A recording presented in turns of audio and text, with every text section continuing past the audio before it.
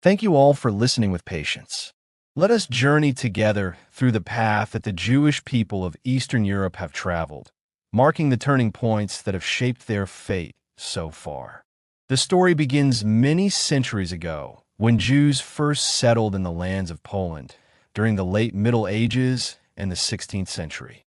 In those early years, Jewish communities worked tirelessly to establish systems of self-governance, creating councils and communal structures that allowed them to preserve their traditions, their faith, and their way of life, even amidst frequent turbulence. One of the most important of these institutions was the Council of Four Lands, known in Hebrew as V'ayad Arba Aratzot, which brought together representatives from the major Jewish communities in Poland to manage matters of law, taxation, and internal affairs. This council became a symbol of Jewish autonomy and resilience, allowing life to flourish even when the surrounding political world was unstable. As the 17th and 18th centuries unfolded, these communities faced periods of immense suffering and upheaval. Wars, invasions, and political instability swept across the Polish-Lithuanian Commonwealth, yet Jewish cultural, religious, and economic life continued to grow in complexity. Jewish scholars, merchants, and artisans navigated the challenges of a changing world, preserving knowledge and tradition even as the boundaries of their freedom shifted unpredictably. Then, in the year 1795, the final partition of Poland occurred, dividing its lands among the empires of Russia, Prussia, and Austria. Large populations of Jews came under the rule of the Russian Empire, which brought new laws, new restrictions, and a new bureaucracy determined to control their lives. During the reign of Emperor Alexander I, who ruled from the year 1801 to 1825, cautious hopes for reform appeared. There were hesitant measures to allow education, limited economic opportunities, and small expansions of civil rights. Yet these reforms were always mixed with suspicion. The emperor and his advisors were wary of difference, and many old restrictions remained in force. Jewish families lived with constant uncertainty, knowing that favor could be fleeting and that restrictions could tighten without warning. Everything changed with the death of Emperor Alexander I in the year 1825. His passing marked a decisive turning point in the fate of the Jewish people within the Russian Empire. The uneasy balance of cautious reform and careful tolerance dissolved, and a new ruler ascended the throne, Emperor Nicholas I. Nicholas was a man of rigid discipline and strict autocratic principles. To him, uniformity and control were the highest priorities, and anything that deviated from the order of the state, anything that appeared autonomous, unusual, or separate, was seen as a threat. Jewish communities, already confined within the Pale of Settlement, the designated region of the empire where Jews were permitted to live, now faced a much harsher reality.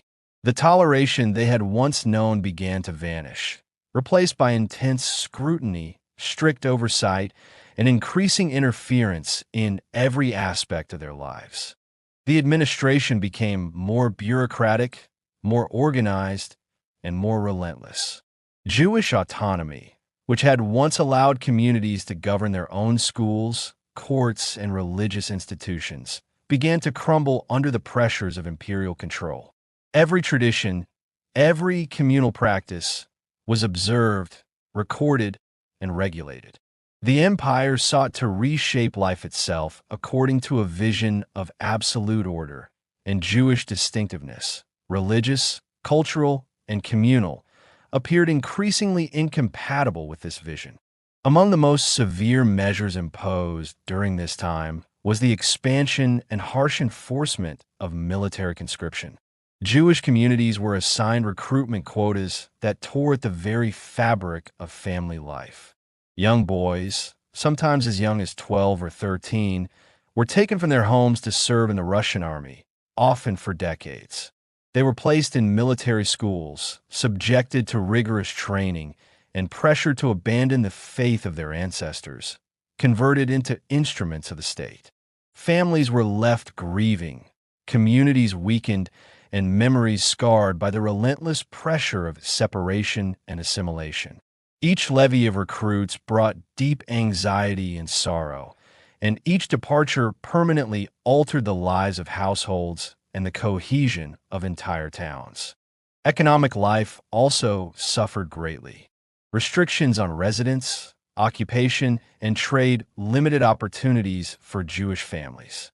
Movement was tightly controlled, and the overcrowded towns of the Pale of Settlement became arenas of struggle, where survival depended on navigating narrow possibilities. Poverty spread, and with it came social strain and tension within communities. At the same time, the empire introduced what it called compulsory enlightenment. This was presented as a gift, a way to modernize and improve the lives of Jewish people. Schools were established under the supervision of the state, designed to replace traditional Jewish learning with secular subjects that would encourage loyalty to the empire. Knowledge of literature, mathematics, and the Russian language was promoted, yet it was not intended to create equality or genuine opportunity. Instead, it served as a tool to reshape identity, weaken traditional authority, and align Jewish communities more closely with the state's demands. Rabbis and communal leaders found themselves walking a perilous path, attempting to preserve religious continuity while under constant pressure to comply with state control. Civil disabilities remained, freedoms were constrained, and the promise of enlightenment was inseparable from the shadow of oppression. Thus, this period of history unfolds with tension, drama, and profound challenges. Authority tightened its grip, communities were tested, and families endured hardships that would echo for generations. As we continue, we will witness the next stage of this story, observing the struggles, adaptations, and resilience of the Jewish people under an empire determined to reshape their destiny. Before we continue, let's pause to reflect on the purpose of this story. The history we are recounting is meant for learning, understanding, and remembrance, not for judgment, anger, or the stirring of hatred. These events took place long ago, in times very different from our own. The hardships, the laws, and the divisions we describe are part of the past. They do not define the present, nor should they guide our actions toward others today. Human beings and societies have changed, grown, and learned since those days. The lessons of history are valuable precisely because they show us both the suffering that can arise from fear, control, and prejudice, and the strength, resilience, and wisdom of people who endured it. By remembering, we honor those who lived before us, and by understanding, we build a world that chooses compassion over cruelty, inclusion over exclusion.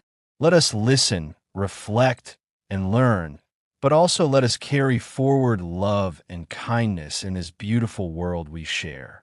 Let this history remind us not of division, but of our responsibility to treat every person with respect, to cherish our common humanity, and to ensure that the tragedies of the past are never repeated in the present.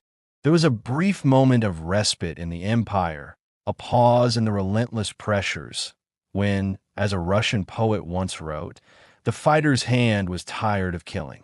For a fleeting time, the rulers of the Russian Empire seemed to consider methods other than brute force.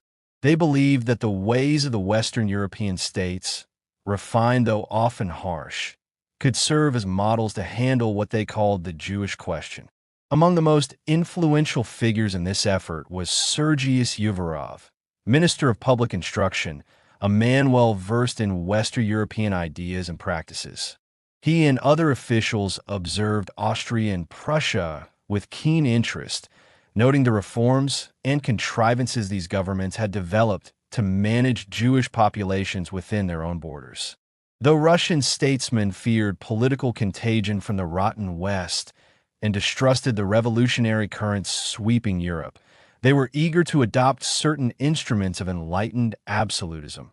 particularly those that promised to reshape Jewish life, while keeping their own familiar tools of oppression, the police and secret agents, at the ready. By the year 1840, the highest councils of the Russian Empire, including the Council of State, turned their attention to the Jewish communities with renewed intensity. Reports from provincial governors, especially from Count Bibikov, Governor-General of the city of Kiev, emphasized that earlier laws, including the Statute of 1835, had failed to achieve their intended results. The problem, the officials argued, was not merely external, but lay in the inner life of the Jewish people, their religious devotion, their communal cohesion, and what they described as a separatist spirit. Ministers of public instruction and of the interior, Sergius Yevarov and Count Alexei Grigorievich Stroganov, presented to the council detailed principles of a new system, one intended not merely to control behavior, but to reshape identity. The memorandum issued to Emperor Nicholas I reflected the government's deep frustration and its own self-acknowledged impotence. It spoke of the defects of the Jewish masses in uncompromising terms, the absence of productive labor, a harmful devotion to petty trading, a tendency toward vagrancy, and an obstinate aloofness from the civic life of the empire. The council identified the roots of these difficulties in the religious and communal organization of Jewish life. Chief among these was the Talmud, the vast compendium of Jewish law, commentary, and teaching, which the officials claimed fosters in the Jews' utmost contempt toward the nations of other faiths and encourages a desire to rule over the rest of the world. Because of these teachings, the council argued, Jews regarded their presence in any land outside of Palestine as a form of captivity and adhered to their own authorities rather than those of the state. The power of the kahals, the local Jewish councils, was seen as a direct challenge to imperial law. These councils, the government claimed, used secret revenues, including the special tax on kosher meat, to enforce their own autonomous authority in both communal and judicial matters. The education of Jewish children was entrusted to Melamids, domestic teachers steeped in traditional scholarship, whom the government characterized as fanatical and ignorant, teaching intolerance toward outsiders. Even the distinctive dress of Jews, which marked them in the streets of towns and villages, was considered a barrier to integration, a visible signal of separation from the surrounding Christian population. The council admitted that measures already in place, the conscription of Jewish youth into military service, the promotion of agriculture, the establishment of Russian schools, and expulsions from certain villages, had produced only limited results. In some cases, Jewish families were ruined, yet the expected improvements among rural populations never followed.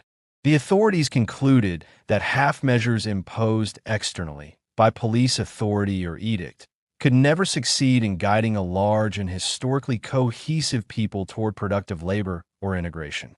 They observed, with reluctant acknowledgement, that in Western Europe, Jewish communities had endured the most brutal persecutions for centuries, yet had preserved their identity and traditions until governments had taken the effort to study the roots of Jewish separateness and address them directly. The stage was set for what the authorities called compulsory enlightenment, a project of intense social engineering intended to reshape the inner life of Jewish communities. It was an effort that combined promises of education and culture with the ever-present weight of control, a mixture of aspiration and oppression that would test the resilience of families, the cohesion of communities, and the endurance of tradition in ways both dramatic and profound. The moment came when the Council of State, the highest advisory body of the Russian Empire, finally spoke aloud what had long been whispered in corridors and hinted at in memoranda. In plain words, it admitted that the ultimate aim of the government was the destruction of Jewish individuality, the erasing of a distinct way of life that had survived for centuries. With a tone that mixed pride and rivalry, the council compared the sufferings of the Jews in different parts of Europe, conceding, almost boastfully, that Western Europe had already begun to leave behind what it called the most atrocious persecutions. While in the Russian Empire, those persecutions were still not memories, but daily realities.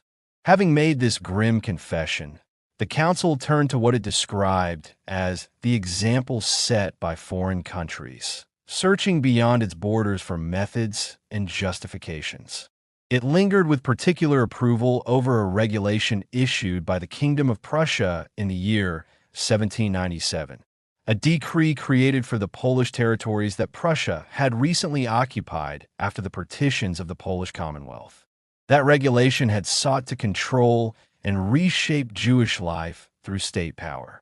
The council, however, passed over in careful silence another Prussian document, the Emancipation Edict of the year 1812, which had granted civil rights to Jews in Prussia and marked a step toward equality. Silence, in this case, spoke as loudly as any declaration. The council also praised the system of compulsory schooling adopted by the Austrian Empire, a vast multi-ethnic state ruled from Vienna by the House of Habsburg, where education was used as an instrument of central authority and cultural unification. Taking its direction from what it chose to call the West, the Council of State outlined 3 paths to what it named a radical transformation of this people. The first path was cultural reform. This meant the creation of special secular schools for Jewish children, schools controlled by the state rather than by religious communities. It meant a campaign against the traditional elementary religious schools, known as heders, and against the teachers called Melamids, who had for generations taught children to read the Hebrew Bible and the sacred texts.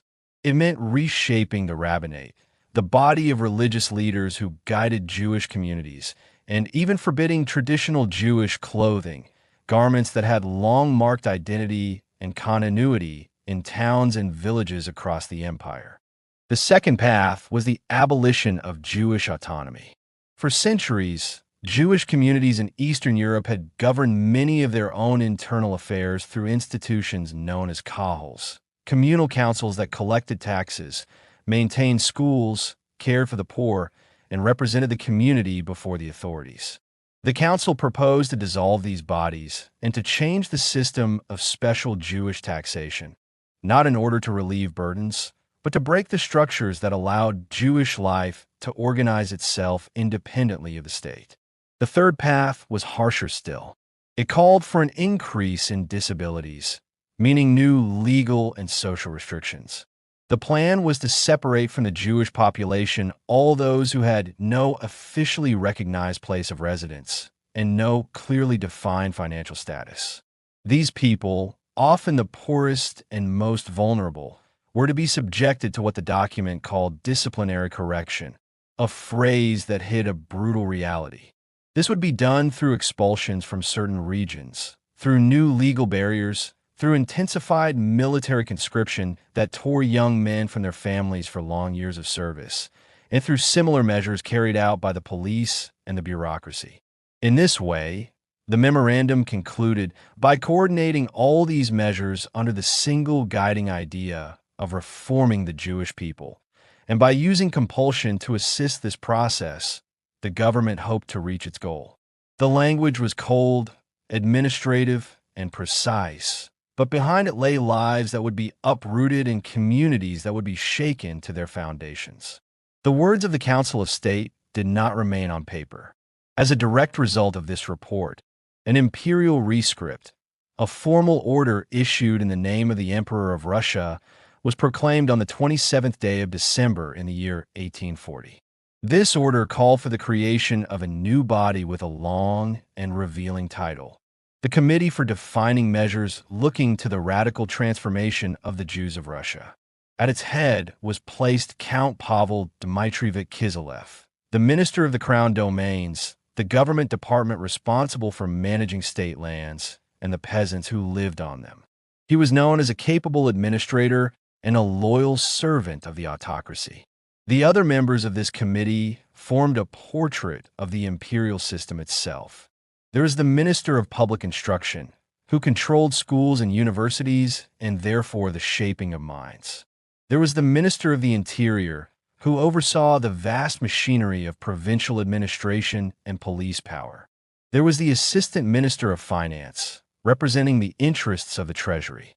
There was the Director of the Second Section of the Imperial Chancellery, an office responsible for codifying and interpreting the laws of the empire. And there was the Chief of the Political Police, the feared Third Section, an institution created by Emperor Nicholas I to watch over the empire, to monitor dissent, and to suppress what it considered dangerous ideas and movements.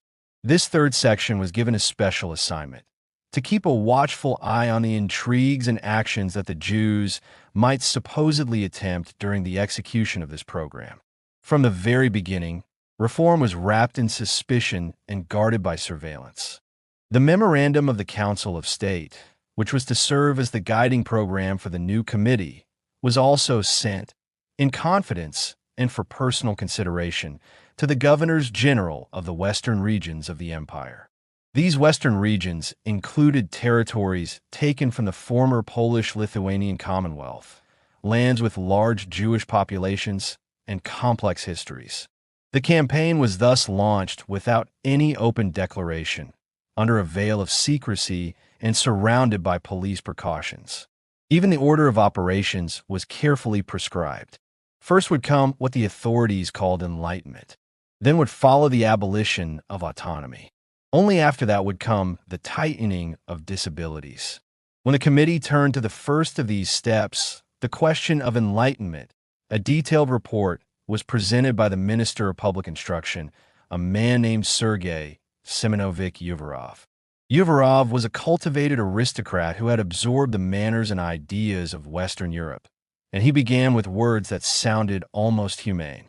He observed that European governments, as he put it, had abandoned the method of persecution and compulsion in dealing with the Jewish question, and that, in his view, this period had now arrived for Russia as well. He spoke in lofty phrases, declaring that nations are not exterminated, and least of all the nation that, in Christian belief, stood at the foot of Calvary, the hill outside Jerusalem where Jesus was crucified. Yet even in these seemingly gentle words, there was a hidden hope that education might draw Jews toward the Christian faith that traced its origins to that place. Uvarov went on to claim that the best among the Jews themselves were aware that one of the main causes of their humiliation lay in what he called a distorted interpretation of their own religious traditions. He asserted that the Talmud, the vast collection of rabbinic discussions and laws that had guided Jewish life for more than 1,000 years, had demoralized and continued to demoralize its followers. He insisted that nowhere was the influence of the Talmud so strong as in the Russian Empire and in the Kingdom of Poland, a political entity that had once been independent but now existed only as a territory under Russian control. According to Uvarov, this influence could be countered only by state-directed enlightenment, and the government, he argued, could do no better than to act in the spirit that animated what he described as a small handful of the best among the Jews themselves. In his vision, the re-education of the learned class among the Jews would at the same time bring about a purification of their religious ideas, reshaping belief itself through the instruments of the state and the classroom.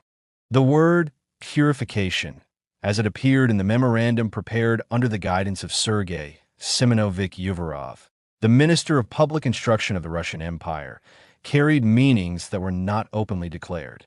Uvarov suggested, almost in passing, that Jewish communities who preserved their distinct religious and cultural identity naturally feared reform.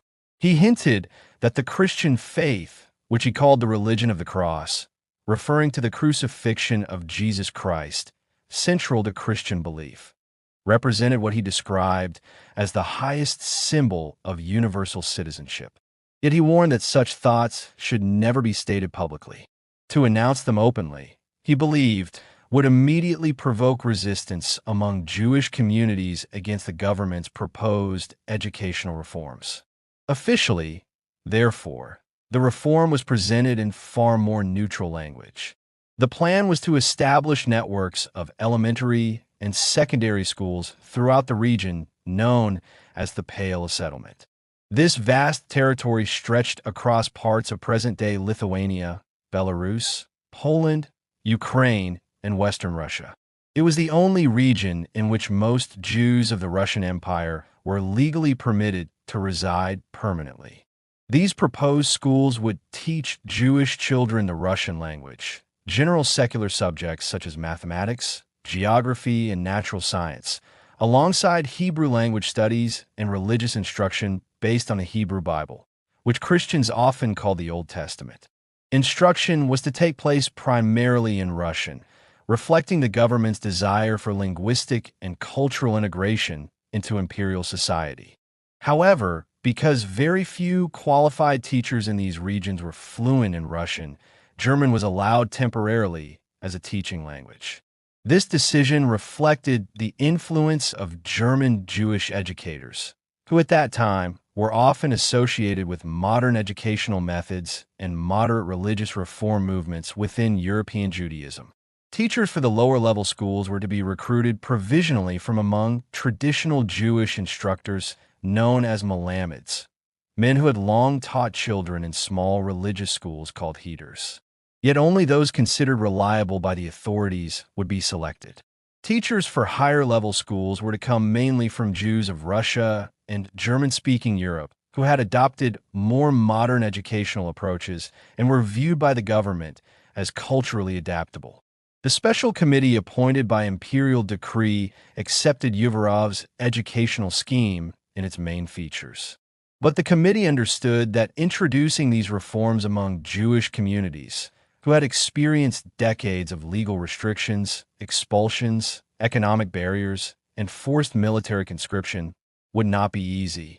To prepare the population, the committee recommended sending a persuasive envoy into the Pale of Settlement, someone who could present the reforms as benevolent, progressive, and beneficial.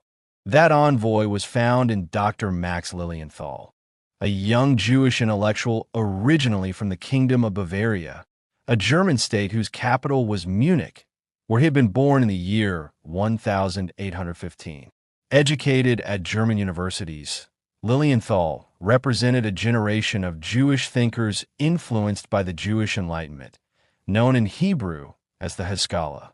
Many members of this movement believed that Jews should integrate more fully into European society through modern education, adoption of local languages, and moderate religious reform. Before his recruitment by the Russian authorities, Lilienthal had already built a reputation in the Baltic port city of Riga, then part of the Russian Empire. There, a group of educated Jewish residents invited him to serve as preacher and director of a modern Jewish school. At that time, only 3 such modern institutions existed in the entire empire: in Riga, Odessa on the Black Sea, and Kishinev, a city in present-day Moldova. Under Lilienthal's leadership, the Riga school quickly gained recognition for combining traditional Jewish learning with modern secular education. Reports of its success reached Minister Uvarov, who began to see the Riga model as a possible blueprint for a network of similar schools across the Pale of Settlement. In February of the year 1841, Lilienthal was summoned to St. Petersburg, the imperial capital founded by Emperor Peter the Great on the Baltic Sea. There he held extended discussions with Uvarov. Official Russian accounts later claimed that Lilienthal encouraged the government to abolish traditional private Jewish schools entirely and to prohibit Melamids from teaching even temporarily in the new state schools. According to those accounts, he suggested importing trained teachers from German lands instead. Lilienthal's own memoirs present a somewhat different picture. He wrote that during his conversation with the minister, he raised a bold proposal: that true educational reform among Jews would succeed only if the emperor granted full civil equality, emancipation, allowing Jews the same legal rights enjoyed by other subjects of the empire. Uvarov reportedly replied that such rights could not precede reform. Jews, he said, must first demonstrate loyalty and cultural adaptation before the emperor would consider extending such favor. Despite these tensions, Lilienthal accepted the assignment. He was tasked with traveling throughout the Pale of Settlement, gathering support among progressive Jews known as Masculine, literally people of enlightenment, and persuading more traditional communities that government schools would benefit their children. As he began this journey, Lilienthal may not have fully grasped the depth of mistrust he would encounter. Jewish communities in the Russian Empire had endured repeated expulsions from villages, limits on residence and occupations, special taxes, and, perhaps most painfully, forced military conscription of boys at very young ages. These boys, often taken by special agents, sometimes called captors, could be removed from their families for decades of service. Many never returned. Others came back deeply changed, sometimes having converted to Christianity under intense pressure. Against this background, convincing Jewish parents that the same government suddenly wished to educate their children for their benefit was an almost impossible mission. Among ordinary Jewish people, a stark explanation began circulating. In earlier years, they said their sons had been converted through the army barracks. Now, conversion might come through the classroom. Whether fully accurate or not, this perception shaped the emotional climate into which Lilienthal stepped. At the beginning of the year 1842, Lilienthal arrived in Vilna, today Vilnius, the capital of Lithuania, then one of the most important centers of Jewish religious scholarship in Eastern Europe. He convened a meeting of community leaders and explained the government's educational plan, presenting Uvarov as a friend of Jewish advancement. Yet the audience listened with visible suspicion. Generations of hardship had taught caution, and behind polite attention lay deep anxiety about what these reforms might truly bring. The elders, as Max Lilienthal later recalled in his memoirs, sat together in a heavy silence, absorbed in deep and anxious contemplation. Max Lilienthal, a German-born rabbi who had been invited into the Russian Empire to assist in the reform of Jewish education, described the scene with careful detail. Before him were gathered the leaders of the Jewish community, men advanced in years, guardians of ancient tradition, figures whose authority rested not on political office, but on scholarship, piety, and communal trust. Some leaned upon staffs adorned with silver, symbols not only of age, but of dignity. Others stroked their long white beards, a gesture that revealed both habit and unease. Their faces bore the marks of earnest thought and justifiable suspicion. They were not ignorant men, nor were they rebels by temperament. They were cautious custodians of a faith that had endured exile, discrimination, and repeated attempts at forced transformation. A quiet but intense discussion moved among them. It was not loud, but it carried the weight of centuries. At last, several turned to Lilienthal with a question that was less a request for information than a warning. "Doctor," they asked him solemnly, "are you fully acquainted with the leading principles of our government? You are a stranger in this land. Do you understand what you are undertaking?"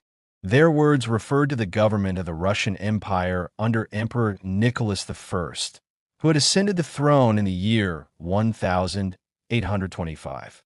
His reign was marked by a powerful commitment to autocracy, centralization, and religious uniformity. The official doctrine of the state was summarized in three pillars: orthodoxy, autocracy, and nationality. The Russian Orthodox Church, often referred to as the Greek Church because of its historical roots in Eastern Christianity, enjoyed privileged status. Other religious denominations, Roman Catholics, Protestants, Muslims, and Jews, were tolerated, but they were subjected to varying degrees of restriction and pressure. The elders continued, their tone grave. The course pursued against all denominations except the Greek Church, they said, proved clearly that the government intended to have but one church in the whole empire. The state, in their view, sought above all its own future strength and greatness. It did not aim at the prosperity of the Jewish people. They confessed, with visible sorrow, that they placed no confidence in the new measures proposed by the ministerial council in St. Petersburg. They looked into the future with gloomy foreboding. Lilienthal responded with determination. He advanced what he believed to be an impressive array of arguments. What would the Jews gain, he asked, by resisting the new measures? Resistance would only irritate the government. It would confirm suspicions that Jews were enemies of progress and culture. Such resistance, he warned, would encourage the authorities to pursue a harsher system of repression. At present, however, an opportunity had been offered. The Jewish community could prove that it was not hostile to education, not opposed to culture, and therefore deserving of a better civic condition. When he was pressed further, when he was asked whether the Jewish community possessed any guarantee that the government's plan was not a concealed attempt to undermine Judaism itself, Lilienthal gave a solemn pledge. He promised that he would abandon his mission immediately if he discovered that the authorities harbored secret intentions against the Jewish religion. It was a personal oath meant to inspire trust. In the city of Vilna, known today as Vilnius, and at that time one of the great centers of Jewish scholarship in Eastern Europe, a circle of Jews who were considered enlightened pledged their support to him. These were men influenced. Opposition in Minsk did not confine itself to reasoned argument. At the meeting, and later in the streets, Lilienthal became the target of insulting remarks from the crowd. Suspicion hardened into hostility. To many, he was no longer a reformer, but a potential instrument of a government whose policies had long humiliated and constrained Jewish life. Returning to St. Petersburg, the imperial capital founded by Emperor Peter the Great in the early 18th century, Lilienthal submitted a report to Count Sergei Uvarov. Uvarov was the Minister of Public Instruction, the official responsible for education throughout the Russian Empire. He was also a principal architect of the doctrine of orthodoxy, autocracy, and nationality. Lilienthal's report convinced Uvarov that the execution of the proposed school reform would be difficult, but it was not, in his judgment, hopeless. On the 22nd day of June in the year 1842, an imperial rescript was issued. An imperial rescript was a formal decree bearing the authority of the emperor himself. This decree placed all Jewish schools under the supervision of the Ministry of Public Instruction. The measure included not only newly established state schools, but also traditional institutions such as the Heder, the elementary religious school where young boys learned Hebrew and sacred texts, and the yeshiva, the advanced academy devoted to intensive study of the Talmud. Simultaneously, the government announced that a commission of 4 rabbis had been summoned to St. Petersburg. Their purpose, as officially stated, was to support the efforts of the government in realizing the school reform. This committee was presented as a safeguard, a guarantee to Russian Jewry that the reforms would not be directed against the Jewish religion. At the same time, Lilienthal received orders to return to the Pale of Settlement. He was instructed to travel, especially through the southwestern provinces and the so-called new Russian governments, territories in the southern part of the empire that had been incorporated during the expansion of Russia in the late 18th century. There he was to exert his influence upon the Jewish masses, encouraging compliance with the ministry's directives. Before departing, Lilienthal published a Hebrew pamphlet entitled Maggid Yeshua, which means Herald of Salvation. In it, he called upon Jewish communities to comply readily with the wishes of the government. In private letters addressed to prominent Jews, he expressed confidence that the school decree was only the beginning. He assured them that it would be followed by a series of measures designed to improve the civic status of the Jews within the Russian Empire. This time, Joseph Lilienthal, a devoted educator and reformer, met with a far greater measure of success than on his first journey through the Jewish communities of the Russian Empire. In several large centers, cities that had long been vital hubs of Jewish life, such as Berdichev, a town in the Kiev Governorate known for its bustling markets and pious population, Odessa, a cosmopolitan port on the Black Sea where trade and ideas mingled freely, and Kishinev, a regional center in Bessarabia with a vibrant Jewish presence. He was welcomed with warmth and given assurances that the communities would cooperate in making the proposed school system a success. Hope, cautious but real, filled his heart as he traveled back to the imperial capital, St. Petersburg, in the year 1843 to participate in the work of the so-called Rabbinical Commission, which the government had convened to discuss the future of Jewish education in the empire. This commission held its sessions from the month of May until August, drawing together representatives of Jewish life under the shadow of imperial oversight. The composition of the Rabbinical Commission did not entirely live up to its name. Among its members were only two true ecclesiastical authorities, Rabbi Yitzhak, or Isaac Itzhaki, who was the president of the Talmudic Academy of Volozhin, a prominent center of advanced Jewish learning, and Rabbi Mendel Schneersohn, the leader of the Hasidic communities of White Russia and the grandson of Rabbi Schneer Zalman, the founder of that influential spiritual movement. The southwestern regions of the Empire and New Russia, including the Black Sea territories, sent two laymen to represent them. The banker Halperin from Berdichev, a man of wealth and influence, and Bezalel Stern, the director of the Jewish school in Odessa, a committed educator. The two ecclesiastical representatives mounted a vigorous defense of the traditional Jewish school, known as the Heder, which had been the foundation of Jewish education for generations. They sought to shield it from the prying eyes and ministerial oversight of the government, which they perceive as a threat to the very survival of their sacred traditions. After heated discussions, a compromise was reached. The Heder was to continue for the present, while the newly proposed crown schools, institutions funded and regulated by the state, were allowed to operate alongside them. The commission even went so far as to design a program of Jewish studies specifically for the new type of school, blending secular instruction with religious knowledge. The labors of the Rabbinical Commission were submitted to the Jewish Committee, an organization under the chairmanship of Count Pavel Kiselyov, a high-ranking official of the Russian government, which oversaw the general plan of school reform throughout the empire.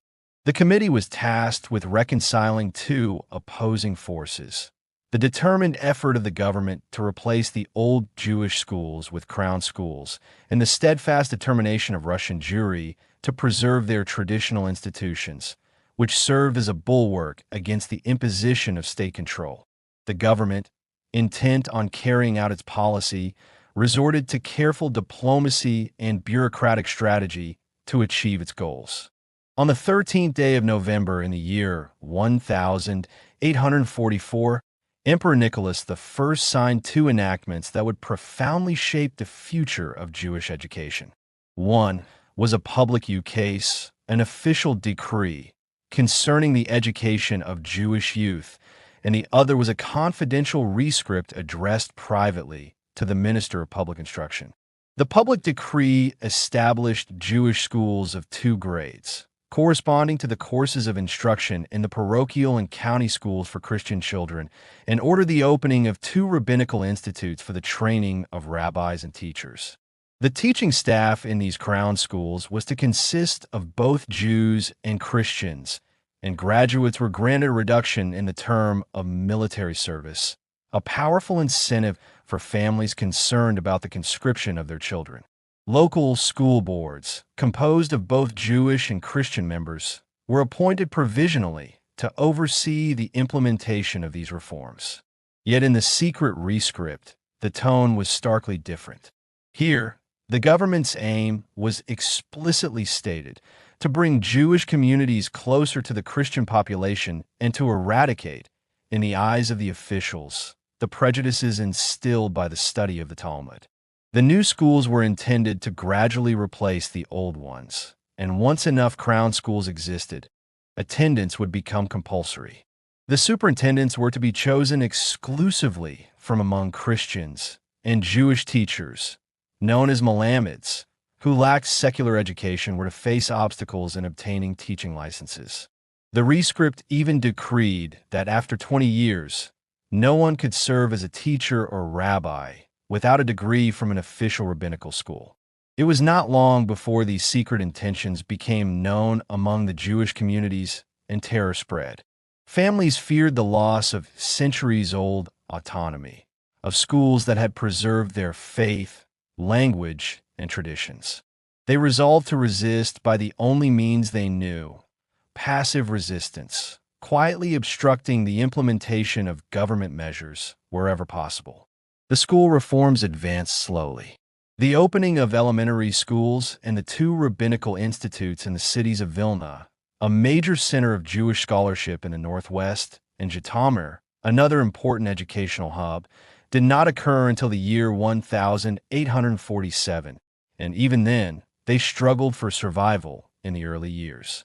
Joseph Lilienthal himself, the architect of much of this reform effort, disappeared from the scene before the plan could be completed. In the year 1845, he suddenly resigned from his post at the Ministry of Public Instruction and left Russia forever.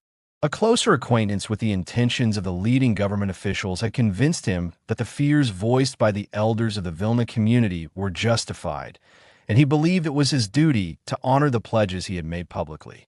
From the land of serfdom, where, in his own words, the only way for a Jew to make peace with the government was by bowing down before the Greek cross, he went to the land of freedom, the United States of America. There, he continued his work as a rabbi and educator, holding important pulpits in the cities of New York and Cincinnati, where he remained until his death in the year 1882. No sooner had the reform of the schools been announced, a reform that in truth meant the destruction of Jewish independence in education, than the government of the Russian Empire moved swiftly to carry out the second part of its great plan: the destruction of what still remained of Jewish communal self-rule. The moment was chosen with cold precision. On the 19th day of December in the year 1844, an imperial decree, known in Russia as an ukase, was published. This decree ordered that the Jews in the cities and in the countryside were to be placed entirely under the authority of the general, meaning Russian, administration, and that the kahals were to be abolished. These kahals were not small or obscure bodies. They were the traditional elected councils of Jewish communities, institutions that for centuries had managed internal affairs, collected taxes, organized charity, maintained schools, and represented the community before the state. Under the new order, all administrative functions that had once belonged to the kahals were handed over to the police departments of the empire, the same police that enforced the will of the autocracy. All economic and financial duties were transferred to the municipalities and town councils, organs of local government dominated by non-Jewish officials. The old system, in which Jewish communities elected their own leaders to govern their own affairs, was to pass out of existence. If this reform had been carried through with strict logic, it would have led, as it had already led in Western Europe, to the disappearance of the Jewish community as a legal and political body, leaving only the narrow framework of a synagogue parish for religious worship. But such consistency belonged to countries where Jews were, at the same time, being granted equal rights as citizens. In the Russian Empire, ruled by an absolute monarchy that answered to no parliament and no constitution, this kind of European logic found no place. The government was not prepared to abandon the special system of military conscription that weighed far more heavily on Jews than on other subjects. Nor was it willing to give up the extra taxes imposed on Jews in addition to the general taxes of the state, levies that were meant to cover expenses that should, in any fair system, have been paid by the imperial treasury itself. Because it wished to preserve these special burdens, the government was forced to soften, at least in practice, the blow it had dealt to Jewish autonomy. It allowed the continued existence of certain Jewish officials known as conscription trustees and tax collectors, men elected by the Jewish communities from among those considered most reliable. These officials were required to carry out, in the name of the state, the painful tasks of delivering young men for military service and collecting special taxes. At the same time, the government found it necessary to create a special department for Jewish affairs in every municipality and town council, a bureaucratic office designed to supervise and control what remained of Jewish communal life. In this way, the law succeeded in destroying the self-government of the Kahal while preserving its most bitter and unpopular function, that of acting as a fiscal instrument, now operating under the authority of the municipality and the state. In reality, the Kahal had already been deeply corrupted by its role in enforcing the terrible system of military conscription. Through its trustees and its agents, sometimes called captors, it had become a tool of the government, seizing young men and sending them into decades of service in the imperial army. Because of this, the Kahal had long since lost much of its moral authority and the respect it once commanded as a great institution of Jewish life. Its reduction to a mere tax-collecting body was only the official confirmation of a decline that had already taken place. Having dealt this blow to what it called Jewish separatism, the government turned next to the special system of Jewish taxation. It did not intend to abolish these taxes. On the contrary, its purpose was to place them under even stricter control so that they could no longer be used by Jews to support their own communal needs and priorities. It is a revealing detail that on the very same day the decree abolishing the Kahals was made public, another regulation was issued, known as the regulation concerning the basket tax. This basket tax was a levy that had long been imposed on meat prepared according to Jewish dietary law, meat that was considered kosher. For many years, the income from this tax had been at the free disposal of the Kahals, although since the year 1839 it had already been subject to joint supervision by the state administration and the municipality. Under the new regulation, the right to collect this tax, which was to be auctioned to the highest bidder, was placed entirely in the hands of the provincial or gubernatorial administration. The provincial authorities were instructed to use the money in a specific order. First, it was to be used to cover the arrears and taxes owed by Jewish communities. Second, it was to support the maintenance of the crown schools, state-run schools created to educate Jewish children according to government plans, and to finance official efforts to push Jews into agriculture. Only as a final and least important purpose was any of this money to be spent on local Jewish charities.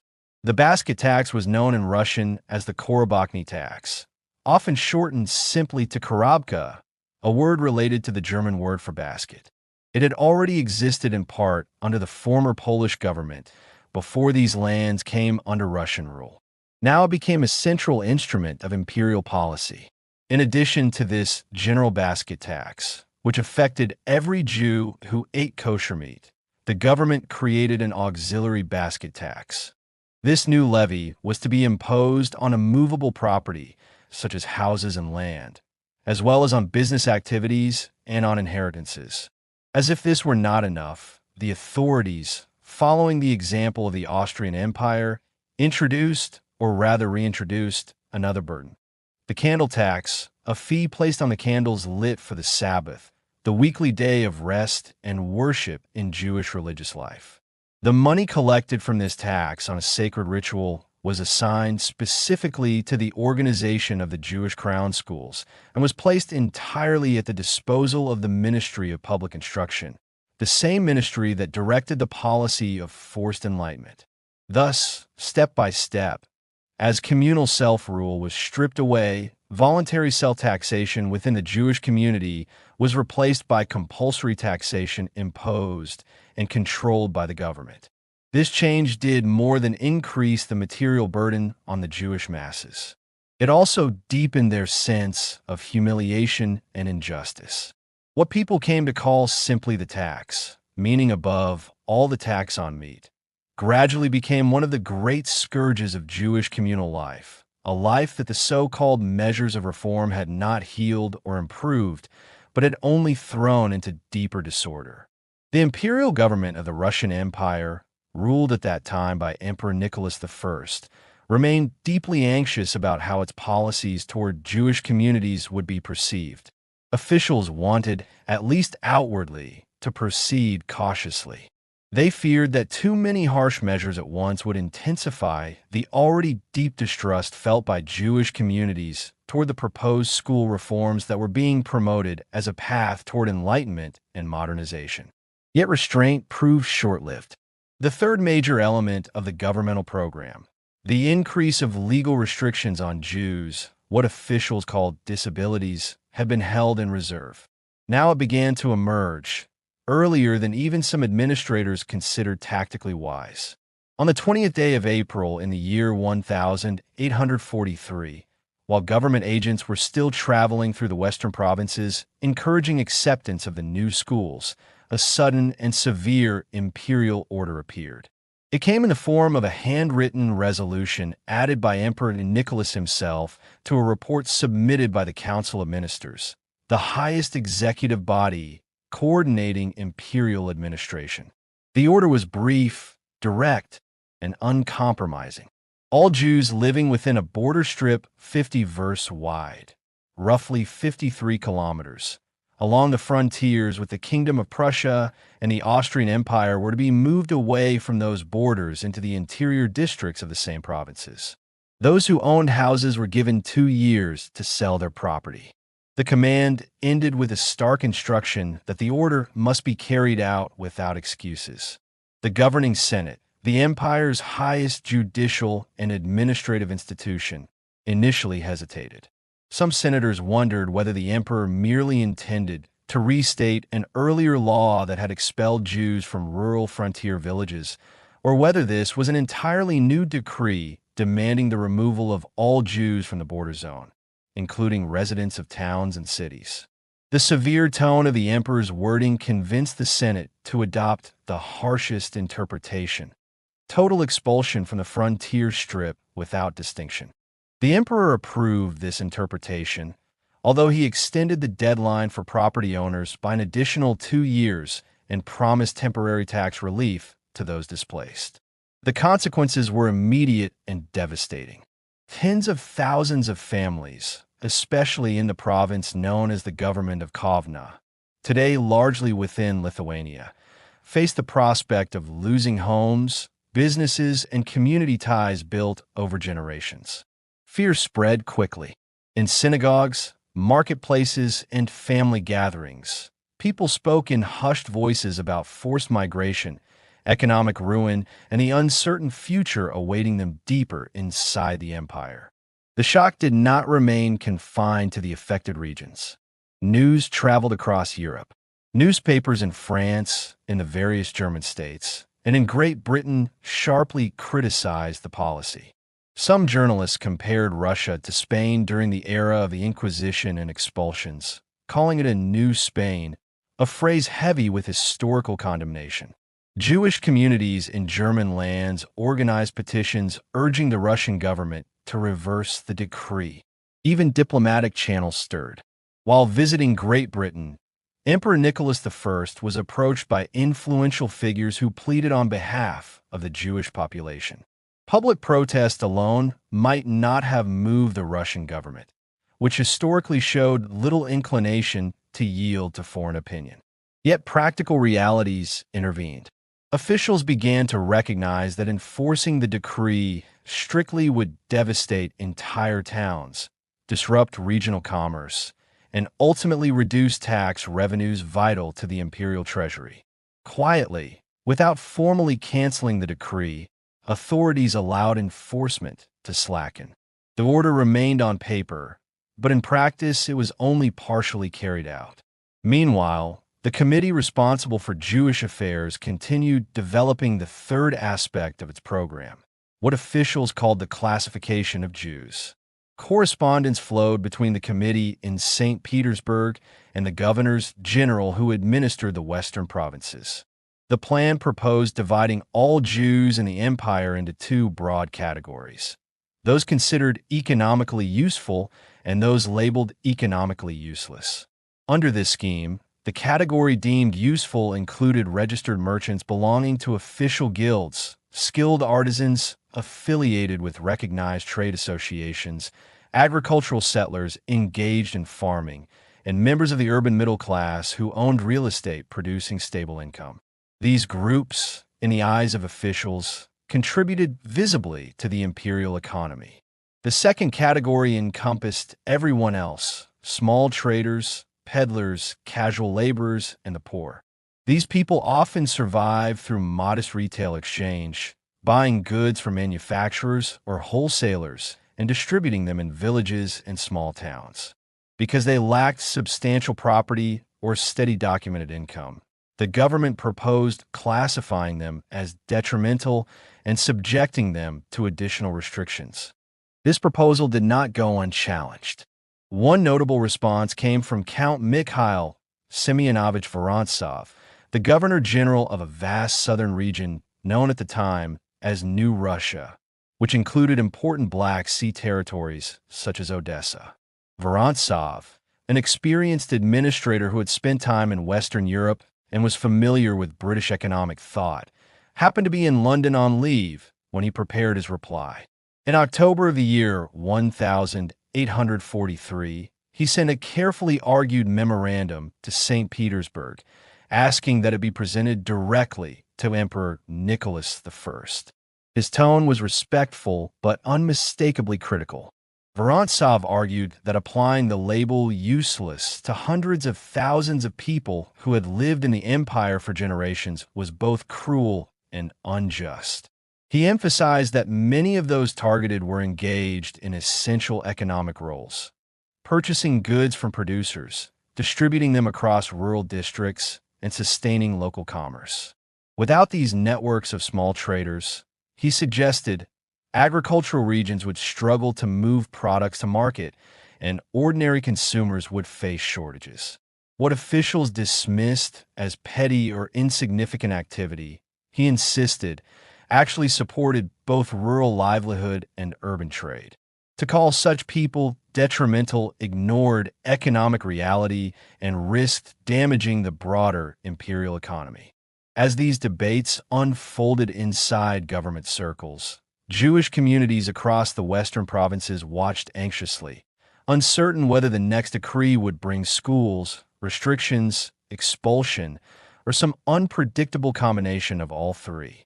The atmosphere remained tense, marked by cautious hope in some quarters, deep fear in others, and a persistent awareness that decisions made in distant imperial offices could at any moment transform daily life. The atrocious scheme known as the assorting of the Jews was denounced in language so severe, so unflinching, that it rang like a cry of alarm within the chambers of power.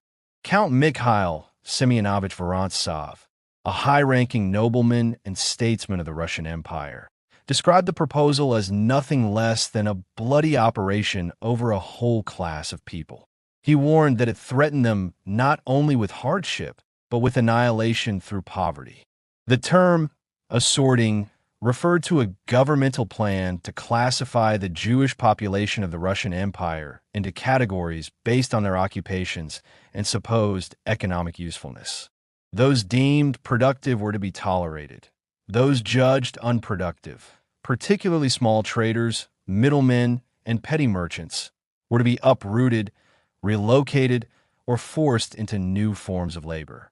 It was a bureaucratic word masking a human catastrophe. With grave restraint, Vorontsov concluded his memorandum. He ventured to think, he said, that the measure was both harmful and cruel. On one side, hundreds of thousands of hands that supported petty industry throughout the provinces would be removed. These were not idle hands. They were the hands of shopkeepers, artisans, agents, and small-scale traders who formed the delicate network of exchange that sustained rural economies. There was no possibility, he warned, of replacing them, and for a long time there would be none. On the other side would rise the cries and moans of an enormous multitude of unfortunates. Their suffering would not remain hidden.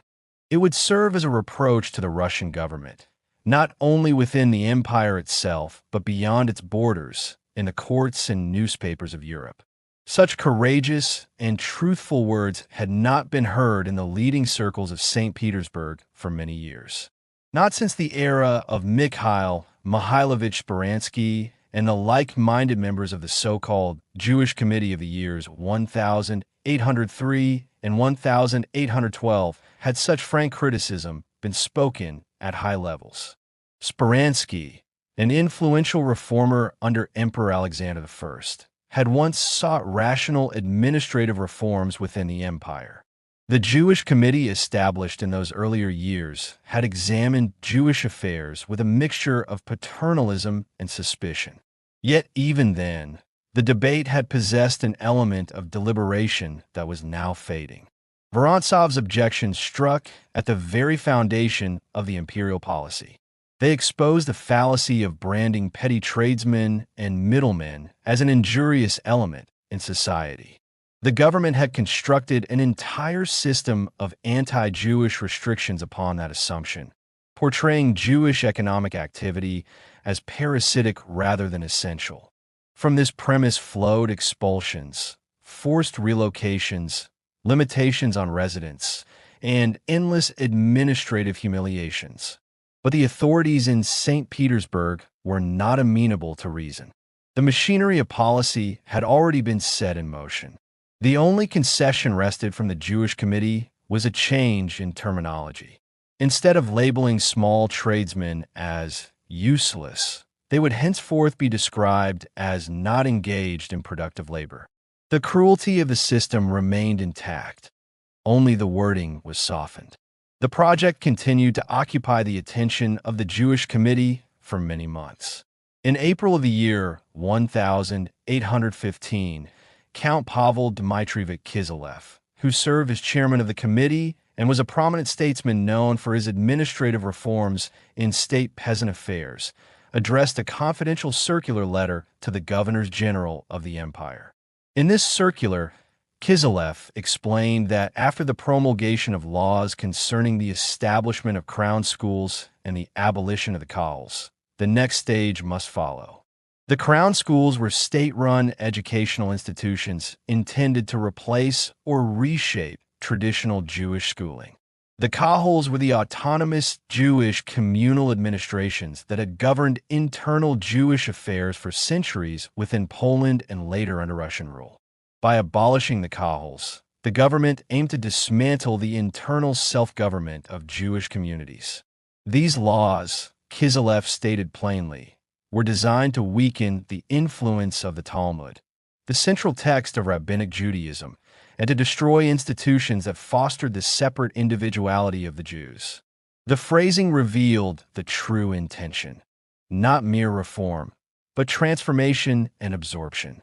Now, he declared, the time had come to carry into effect, by means of the proposed classification, the measures directed toward transferring the Jews to what the government defined as useful labor. Among the regulations meant to affect the Jews culturally, one stood out with particular symbolism: the prohibition of traditional Jewish dress, to take effect after a lapse of 5 years. Clothing, which for generations had marked communal belonging and religious identity, would be regulated by decree. In a passage of chilling candor, Kiselev admitted that these regulations had been issued and would continue to be issued separately. The purpose of this piecemeal approach was to conceal their interrelation and common aim from what he termed the fanaticism of the Jews. For this reason, he explained, His Imperial Majesty had graciously commanded him to communicate the full scope of the plans to the governors general in strict confidence. The language of benevolence cloaked a strategy of calculated pressure. The knout, the heavy whip used for corporal punishment in Russia, was barely hidden beneath the garment of cultural reform. Yet the authorities had gravely underestimated the political sense of the Jewish population. Within the Pale of Settlement, where the vast majority of the empire's Jews were confined, word traveled quickly. The Pale of Settlement, established at the end of the 18th century after the partitions of Poland, encompassed territories in present-day Lithuania, Belarus, Ukraine, and parts of Poland. It was both a homeland and a prison. There, the policies of St. Petersburg were discussed in study houses, marketplaces, and private homes. The conspiracy against Judaism, as many perceived it, had already been exposed in spirit, if not in official documentation. The reformers in the capital were not skillful enough to conceal, even temporarily, the chastising knout beneath their cultural language. Beyond the borders of the Russian Empire, the mask soon began to slip as well. At the initial stage of Max Lilienthal's campaign for educational reform in the early 1840s, public-minded Jews in Western Europe had greeted the news with cautious optimism. Lilienthal, acting with the encouragement of Count Sergei Uvarov, the Minister of Public Instruction under Emperor Nicholas I, had entered into correspondence with leading Jewish figures in Germany, France, and Great Britain. Among those he contacted were Dr. Ludwig Philippson, founder of the influential German Jewish weekly newspaper known as the Allgemeine Zeitung des Judentums, established in the year 1837. Abraham Geiger, a pioneering scholar and leader in the reform movement within Judaism. Adolphe Cremuse, a prominent French Jewish lawyer and statesman who would later play a decisive role in granting French citizenship to Jews in Algeria, and Sir Moses Montefiore of Great Britain, a renowned philanthropist and advocate for Jewish rights across the world. Lilienthal sought their moral support for the proposed school reforms in Russia. He even invited them to participate in the proceedings of the rabbinical commission convened in St. Petersburg. Their replies were courteous and full of complimentary references to the efforts of Count Uvarov.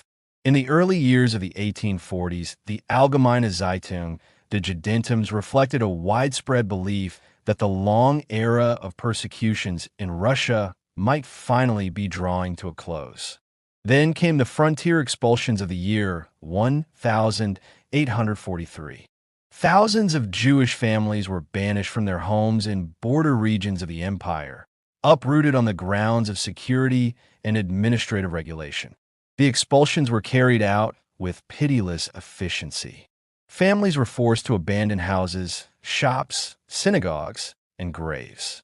The news spread rapidly across Europe. For those in Germany, France, and Britain who had believed in a dawning era of benevolence, the effect was like a cold douche, a sudden and bracing shock.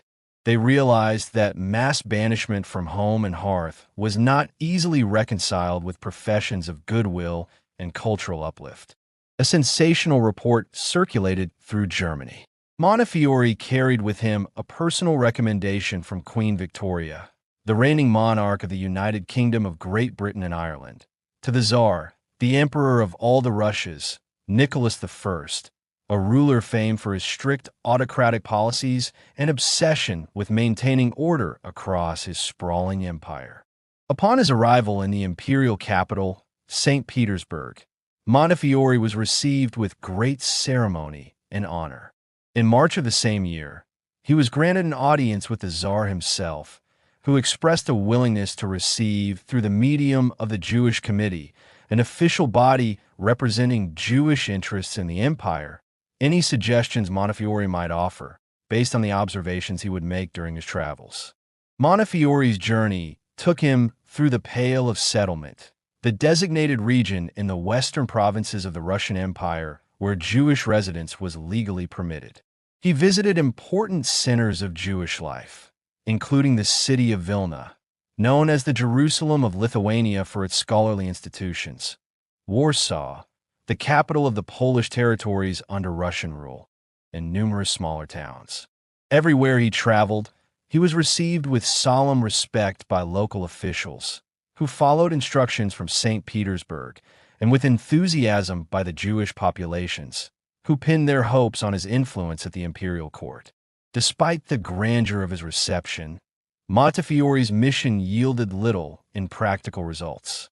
Upon returning to London, he addressed numerous petitions to Count Pavel Kiselyov, chairman of the Jewish Committee, to Sergius Uvarov, the Minister of Public Instruction, and to Ivan Paskevich, the viceroy of the Kingdom of Poland, then under Russian rule.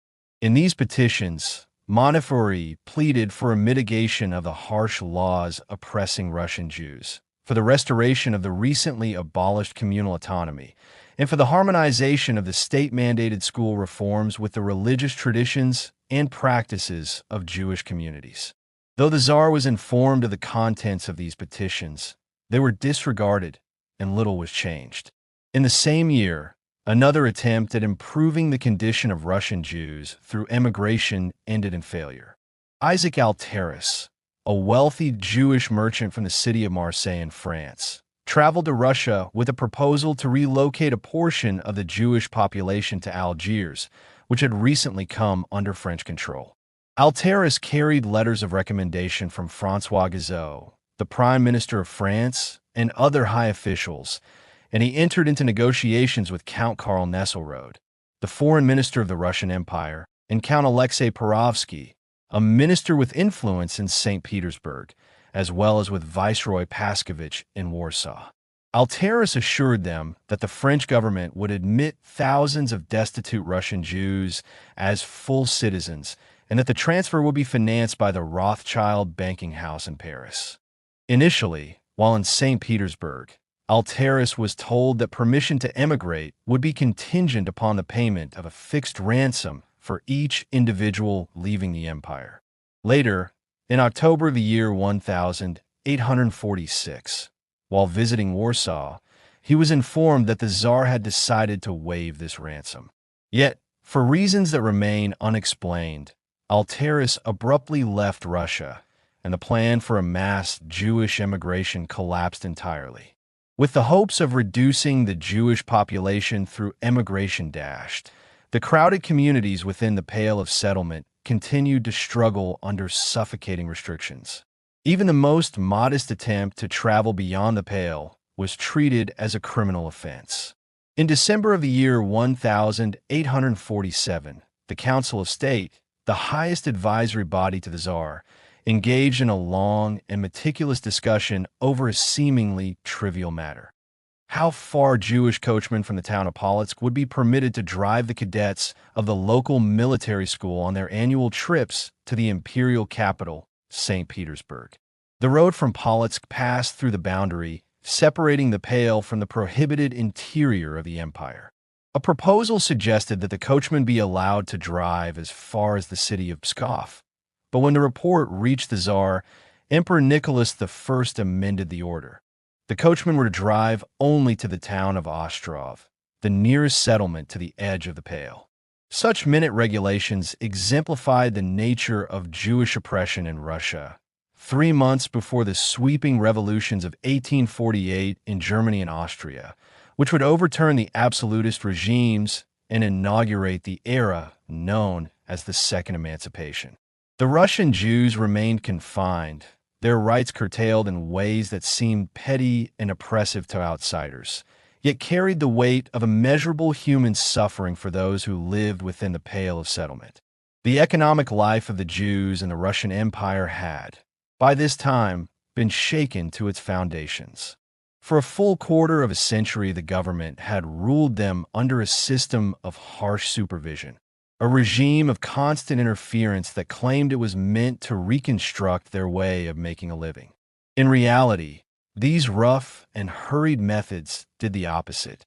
Entire groups of people were driven out of villages and forced into overcrowded towns. Whole families were pushed from the border regions of the empire into the distant interior. Certain occupations were suddenly forbidden, while others were artificially encouraged by decree. None of this could create healthy reform. It could only produce confusion, poverty, and ruin, and that was exactly what happened.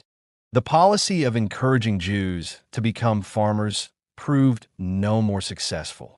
In the year 1823, tens of thousands of Jews were expelled from the villages of the region known as White Russia, a historical area roughly corresponding to what is today Belarus. Out of this human flood, about 2,000 refugees eventually drifted into the Jewish agricultural colonies of a southern region of the empire called New Russia, a territory along the Black Sea that the government hoped to develop through settlement. But even this small number did not truly increase the farming population. They merely replaced those who had already died. The original settlers were being decimated by disease and exhaustion, victims of a climate they were not used to and of rural conditions for which they had never been prepared. During the reign of Emperor Nicholas I, who ruled Russia from the year 1825 to the year 1855 with an iron hand, new efforts were made to promote Jewish agricultural colonization. The government offered subsidies, meaning financial assistance, and reductions in taxes to those who would agree to settle on the land. Even more tempting was another promise: exemption from military service for a period of 25 to 50 years from the time of settlement. In an empire where military service could last a quarter of a century and tear young men away from their families for most of their lives, this was a powerful incentive. Yet only a small number tried to escape conscription by fleeing to the colonies. The reason soon became clear. The military spirit and the military discipline of the empire followed them even there. In the colonies, Jewish farmers found themselves under the strict supervision of Russian officials called curators and superintendents, often retired army officers who had spent their lives in uniform. These men watched every movement of the settlers. The smallest mistake, the slightest sign of disobedience or carelessness, could be punished by forced conscription into the army or by expulsion from the colony. What had been presented as a refuge from oppression became, for many, only another form of it. In the year 1836, the government conceived an even grander plan. It decided to enlarge the area of Jewish agricultural settlement by opening lands in Siberia, the vast and remote region of the empire stretching deep into Asia, known for its severe climate and for its use as a place of exile. By an imperial order, certain territories in the government of Tobolsk and in the region of Omsk were set aside for this purpose. Within a short time, 1,317 Jews declared that they were ready to go. Many of them had already begun the long journey eastward in groups, carrying what little they owned and hoping for a new beginning. Then, suddenly, in January of the year 1837, the emperor changed his mind. After reading a report from the Council of Ministers about the first results of the migration, he wrote a brief but decisive note. The transplantation of Jews to Siberia was to be stopped. A few months later, new orders were sent out. The Jews who were already on the road were to be intercepted and redirected to the Jewish colonies in the southern province of Kherson, near the Black Sea. The unfortunate travelers were seized along the way, placed under military guard, and transported like criminals to places in which they had no interest and for which they had made no preparations. Laws changed on a whim, and lives were broken in the process. Such arbitrary decisions, combined with the GRU FF and suffocating system of supervision, were enough to crush in many people any remaining desire to take up farming at all. Even so, colonization did continue, slowly and unevenly. From the province of Kherson, it spread into neighboring provinces such as Yekaterinoslav and Bessarabia, regions in what is now southern Ukraine and Moldova. Isolated Jewish farming settlements also appeared in Lithuania and in White Russia. But all of these together amounted to only about 10,000 Jewish peasants, a mere handful compared to the millions of Jews living in the empire. They could not possibly change the overall shape of Jewish economic life. In spite of all the shocks and all the forced experiments, that economic structure remained essentially what it had been before. At its center stood the liquor trade. This trade had been somewhat modified by the introduction of a broader system of public leases, meaning contracts granted by the state to individuals who paid for the right to collect certain taxes or to sell certain goods. Above the countless small tavern keepers in both villages and towns, there had grown up a class of wealthy tax farmers. These men held monopolies on the sale of alcoholic drinks or on the collection of excise taxes in various provinces of the area known as the Pale of Settlement. the region where most Jews were legally required to live. They acted as financial agents of the imperial treasury. Under them worked many Jewish employees in distilleries, warehouses, and offices, men who functioned as their assistants and formed a kind of unofficial bureaucratic class of their own. After the liquor trade, the next most important occupation was commerce, both retail trade in small shops and wholesale trade across regions. Crafts such as tailoring, shoemaking, and metalwork, and the so-called spiritual professions, meaning religious and scholarly callings, came only after that. Poverty was the constant companion of this entire system. People without fixed and reliable occupations were counted not in thousands, but in hundreds of thousands. Alongside these everyday hardships, the Jews of Russia were also struck by calamities of a far darker and more terrifying kind. The ordinary persecutions under which they lived were now joined by extraordinary accusations, the most dreadful of which were the so-called ritual murder trials. These trials, which revived the shadows of the Middle Ages, became more frequent and more dangerous during this period. It is true that such cases had occurred earlier, during the reign of Emperor Alexander I, who ruled from the year 1801 to the year 1825. But it was under Nicholas I that they took on a particularly malignant and destructive character. One of the earliest and most ominous of these cases took place in the year 1816, shortly before the Jewish festival of Passover. Near the city of Grodno, in a western region of the empire, the body of a dead child was found. The child was identified as the 4-year-old daughter of a local Christian resident named Mary Adamovich. Almost at once, rumors spread among the superstitious Christian population that the girl had been killed for ritual purposes, according to an ancient and completely false accusation that Jews used Christian blood in their religious ceremonies. The police, influenced by these rumors instead of by evidence, began to search for the culprit among the Jews. Suspicion fell on a man named Shalom Lapin, a member of the Grodno Kahal, the Jewish communal council of the city.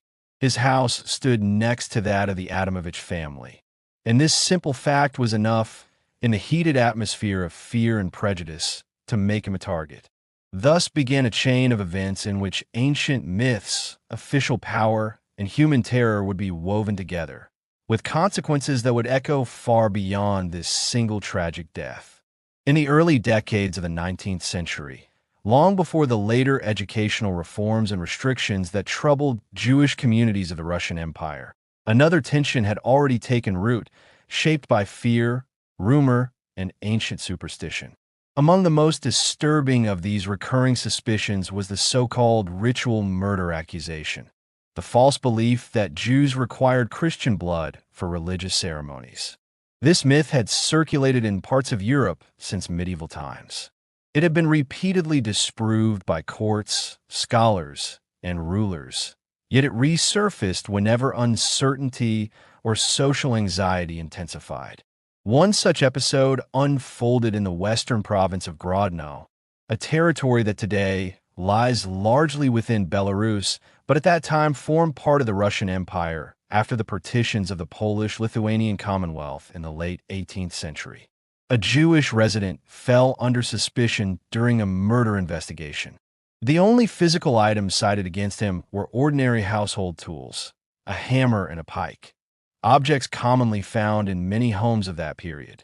Still, in an atmosphere already clouded by suspicion, even such everyday items could be interpreted ominously. During the official inquiry, a witness named Savitsky appeared before the investigative commission. He was a sergeant in imperial service and a convert from Judaism to Christianity. His testimony contained confused statements and misunderstandings of Jewish religious texts. He claimed, without credible evidence, that Jewish law required the use of Christian blood. To justify this claim, he referred vaguely to the biblical story of the Exodus, the account describing the ancient Israelites leaving Egypt, and cited supposed authorities he called the philosopher Rossi and the prophet Azariah, figures historians do not recognize as legitimate sources supporting such allegations. Savitsky went further still. He alleged that rabbis, the religious teachers and legal authorities within Jewish communities, were required annually at the festival of Passover to mark doorposts with Christian blood. This accusation contradicted well-established Jewish practice. Passover commemorates liberation from slavery in ancient Egypt and centers on symbolic foods, prayers, and family gatherings, not any act resembling the claim. Motivated perhaps by ambition or the desire for official recognition, the sergeant offered to provide what he called proof from Jewish writings if the government supplied assistance. The findings of this confidential investigation were sent to the governor of Grodno, who then reported the matter to St. Petersburg, the imperial capital founded by Emperor Peter the Great on the Baltic Sea. The emperor at that time was Alexander I, who had ruled since the year 1801. In February of the year 1817, Alexander issued an official written directive, known as a rescript. He ordered that the secret inquiry be stopped and that investigators concentrate on identifying the actual murderer rather than speculating about Jewish religious beliefs. His instruction clearly suggested that criminal investigation must rely on evidence, not superstition. Despite continued efforts, no culprit was discovered, and eventually the case was dismissed. This outcome was influenced significantly by the actions of representatives known as the deputies of the Jewish people. These deputies functioned as informal advocates for Jewish communities before imperial authorities. Among them was Sonnenberg, the deputy representing Grodno, who actively worked in St. Petersburg to counter the accusations. These representatives appealed directly to Prince Alexander Nikolaevich Golitsyn, the Minister of Ecclesiastical Affairs. This ministry supervised religious administration throughout the empire, including relations between the Russian Orthodox Church and other faiths. Golitsyn was known as a devout Christian influenced by pietism, a movement emphasizing personal spirituality, yet he opposed religious fanaticism and injustice. Reports from Grodno and similar accusations emerging in the Kingdom of Poland, a political entity under Russian control but retaining limited autonomy, convinced Golitsyn that a troubling pattern existed. Jews were increasingly being blamed for mysterious crimes largely because of persistent medieval superstition. Determined to address this, he persuaded Emperor Alexander I to intervene formally. On the 6th day of March in the year 1817, Golitsyn issued a circular letter to provincial governors. The document reminded them that accusations claiming Jews murdered Christian children for ritual purposes had repeatedly been disproven through impartial investigations and earlier royal charters. It conveyed the emperor's explicit will that Jews were not to be accused of such crimes without clear and convincing evidence. Superstition alone, the directive emphasized, must never form the basis for legal charges. For several years afterward, public agitation diminished and overt accusations became less frequent. Yet underlying prejudice persisted. Toward the end of Alexander I's reign, the old fears reemerged, leading to a far more dramatic and tragic episode known historically as the Vilas case. In the year 1823, on the first day of the Christian festival celebrating the resurrection of Jesus Christ, commonly called Easter, a 3-year-old boy named Fyodor, also known as Theodore, Yemelinov disappeared in the town of Vilas. This town lay in the province of Vitebsk, another Western territory incorporated into the Russian Empire after the partitions of Poland. The boy was the son of a Russian soldier, a fact that intensified public attention and emotional reaction. 10 days later, the child's body was discovered in a marsh outside the town. It bore multiple wounds, a sight that shocked residents and fueled fear. Medical examination and the initial investigation were quickly influenced by popular belief that Jews might be responsible. 2 local women played a decisive role in shaping public opinion. One was Maria Terentьева, a beggar who survived partly by fortune-telling and prostitution. The other was an elderly woman named Yeremyeva, widely regarded as mentally unstable. Claiming supernatural insight, they convinced the grieving parents that Jews were to blame. When formal judicial proceedings began, Terentьева accused two prominent Jewish residents of Vilas. One was Shmerka Berlin, a merchant whose name likely derived from the Hebrew Shemariah. The other was Yevzik Zetlin, a member of the municipal council responsible for local civic administration. These accusations, unsupported by solid evidence, yet amplified by fear, grief, and long-standing prejudice, soon drew the entire region into a tense and unsettling legal drama. Protracted investigations, conducted over many months, failed to substantiate the sensational accusations that had been spread by the soldier's widow, Terentьева. The charge was dreadful: that Jews in the town of Vilas, located in the government of Vitebsk within the western provinces of the Russian Empire, had murdered a Christian child in a ritual crime. Such accusations belong to what history has come to call the blood libel, the ancient and baseless myth that Jews kidnapped and killed Christian children for religious purposes. In the autumn of the year 1884, after careful examination of the evidence, the Supreme Court of the government of Vitebsk rendered its verdict.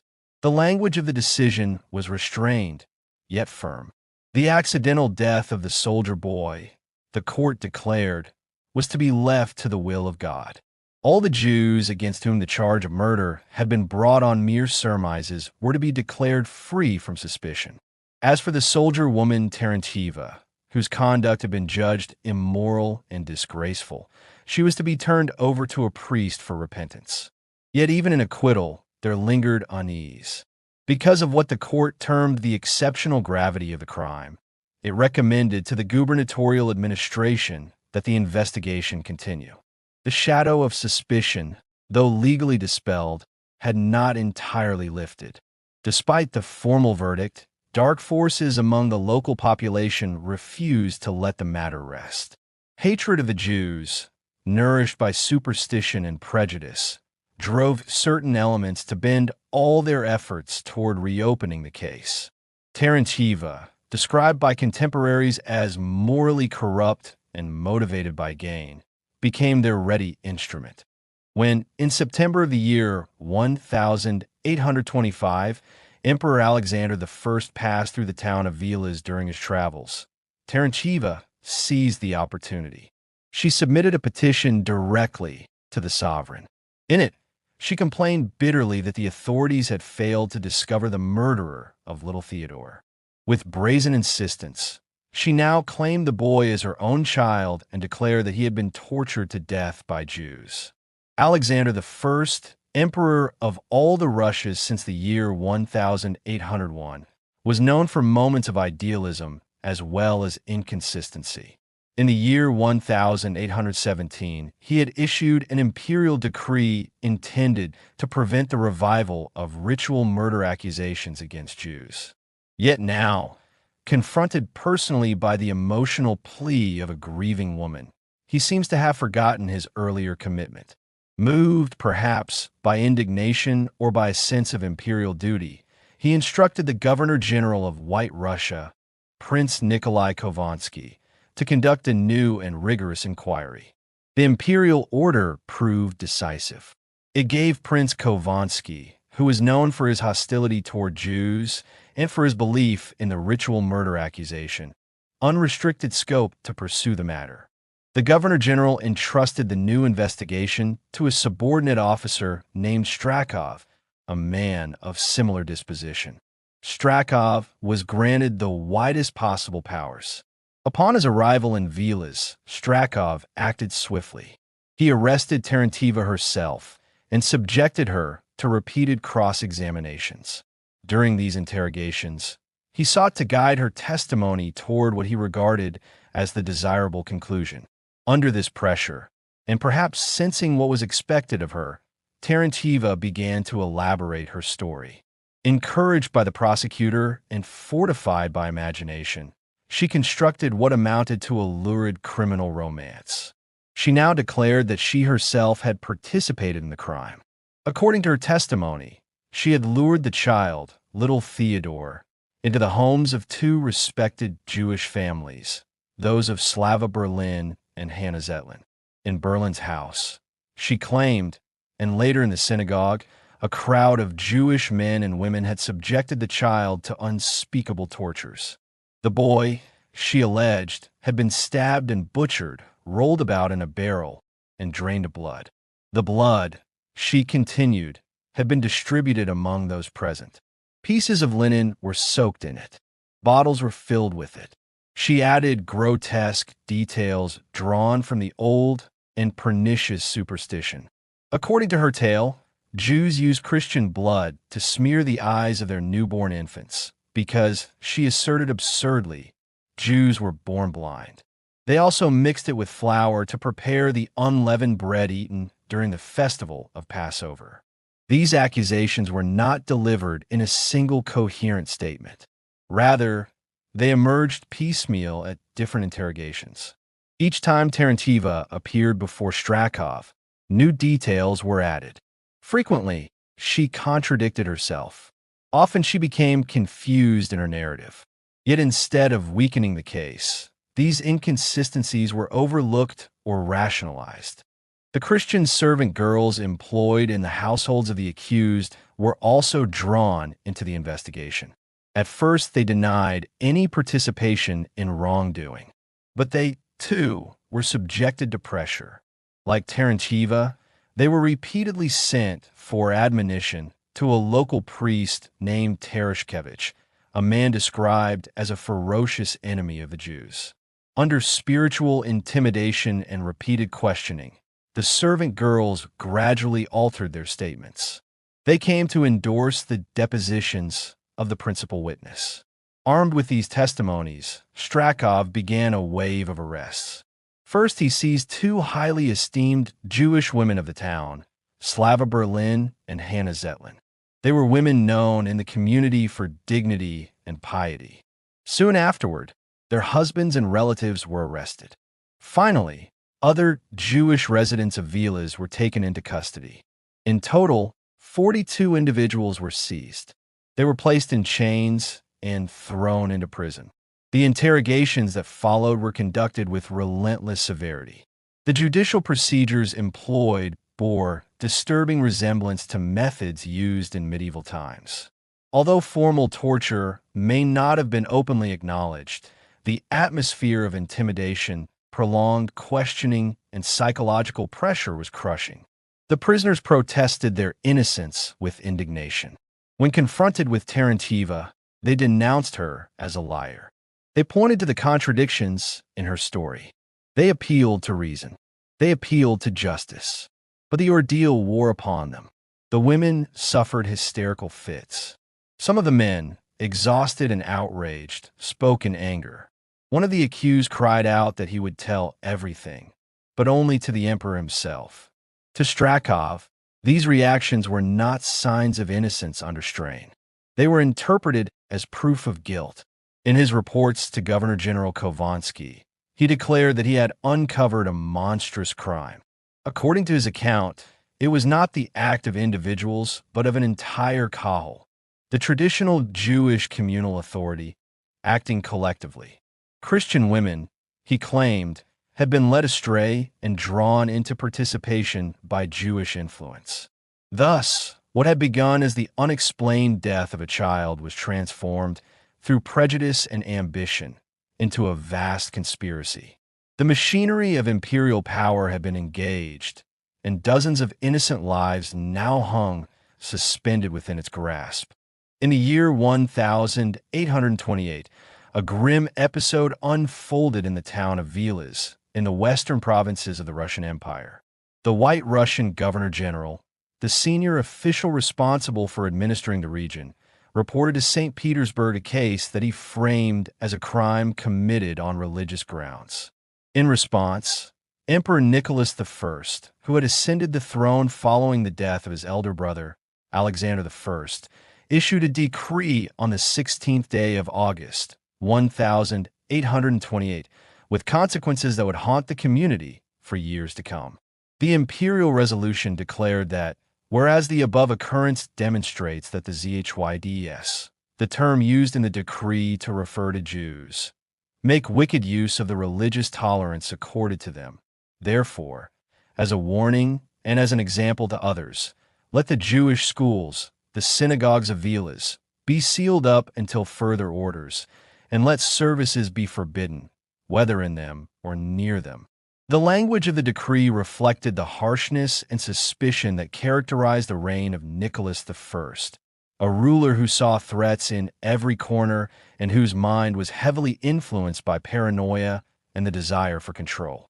The Vilas affair, as it came to be called, was not merely a local incident. It became a symbol of imperial distrust and fear. In the eyes of the Tsar, the Jews appeared as a mysterious and unloved tribe, imagined as a band of cannibals and malevolent actors. The shadow of this belief extended far beyond Vilas, coloring policies across the Pale of Settlement, the designated region in which Jews were permitted to live. The conscription statute, then in preparation in St. Petersburg, was soon to consign the youngest members of Jewish communities to long years of military service, marking them with suffering and loss from early childhood.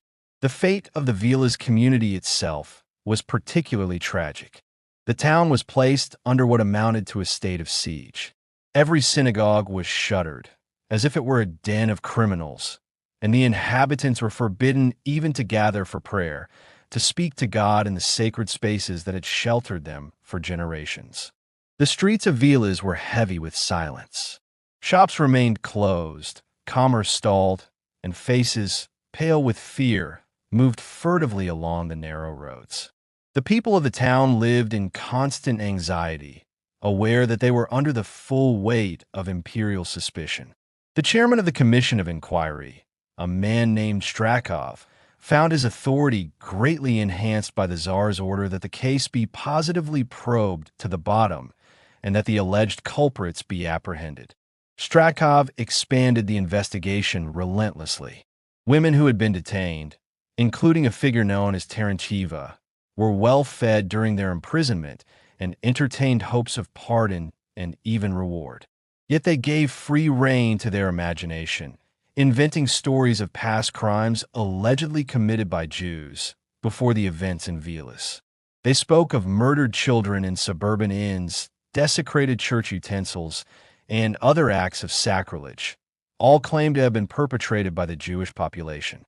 The commission dutifully relayed these revelations to the Tsar, who followed the case with careful attention. Yet, over time, Nicholas I began to perceive that something was amiss.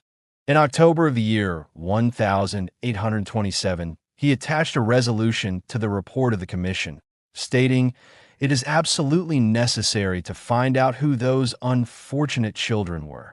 This ought to be easy if the whole thing is not a miserable lie." The emperor's certainty in the guilt of the Jews, once fierce and absolute, now began to waver. In an effort to shore up the case with apparent evidence, the commission, led by the official Kovansky, communicated with the governors across the Pale of Settlement, requesting reports of all past ritual murder allegations. These inquiries revived a case from the year 1818 in Grodno, a city now part of modern-day Belarus, which had long been left to oblivion. A convert to Christianity, named Gradonsky, from the small town of Bobovnia in the Minsk Governorate, declared that he could point to a description of a ritual murder in a secret Hebrew book.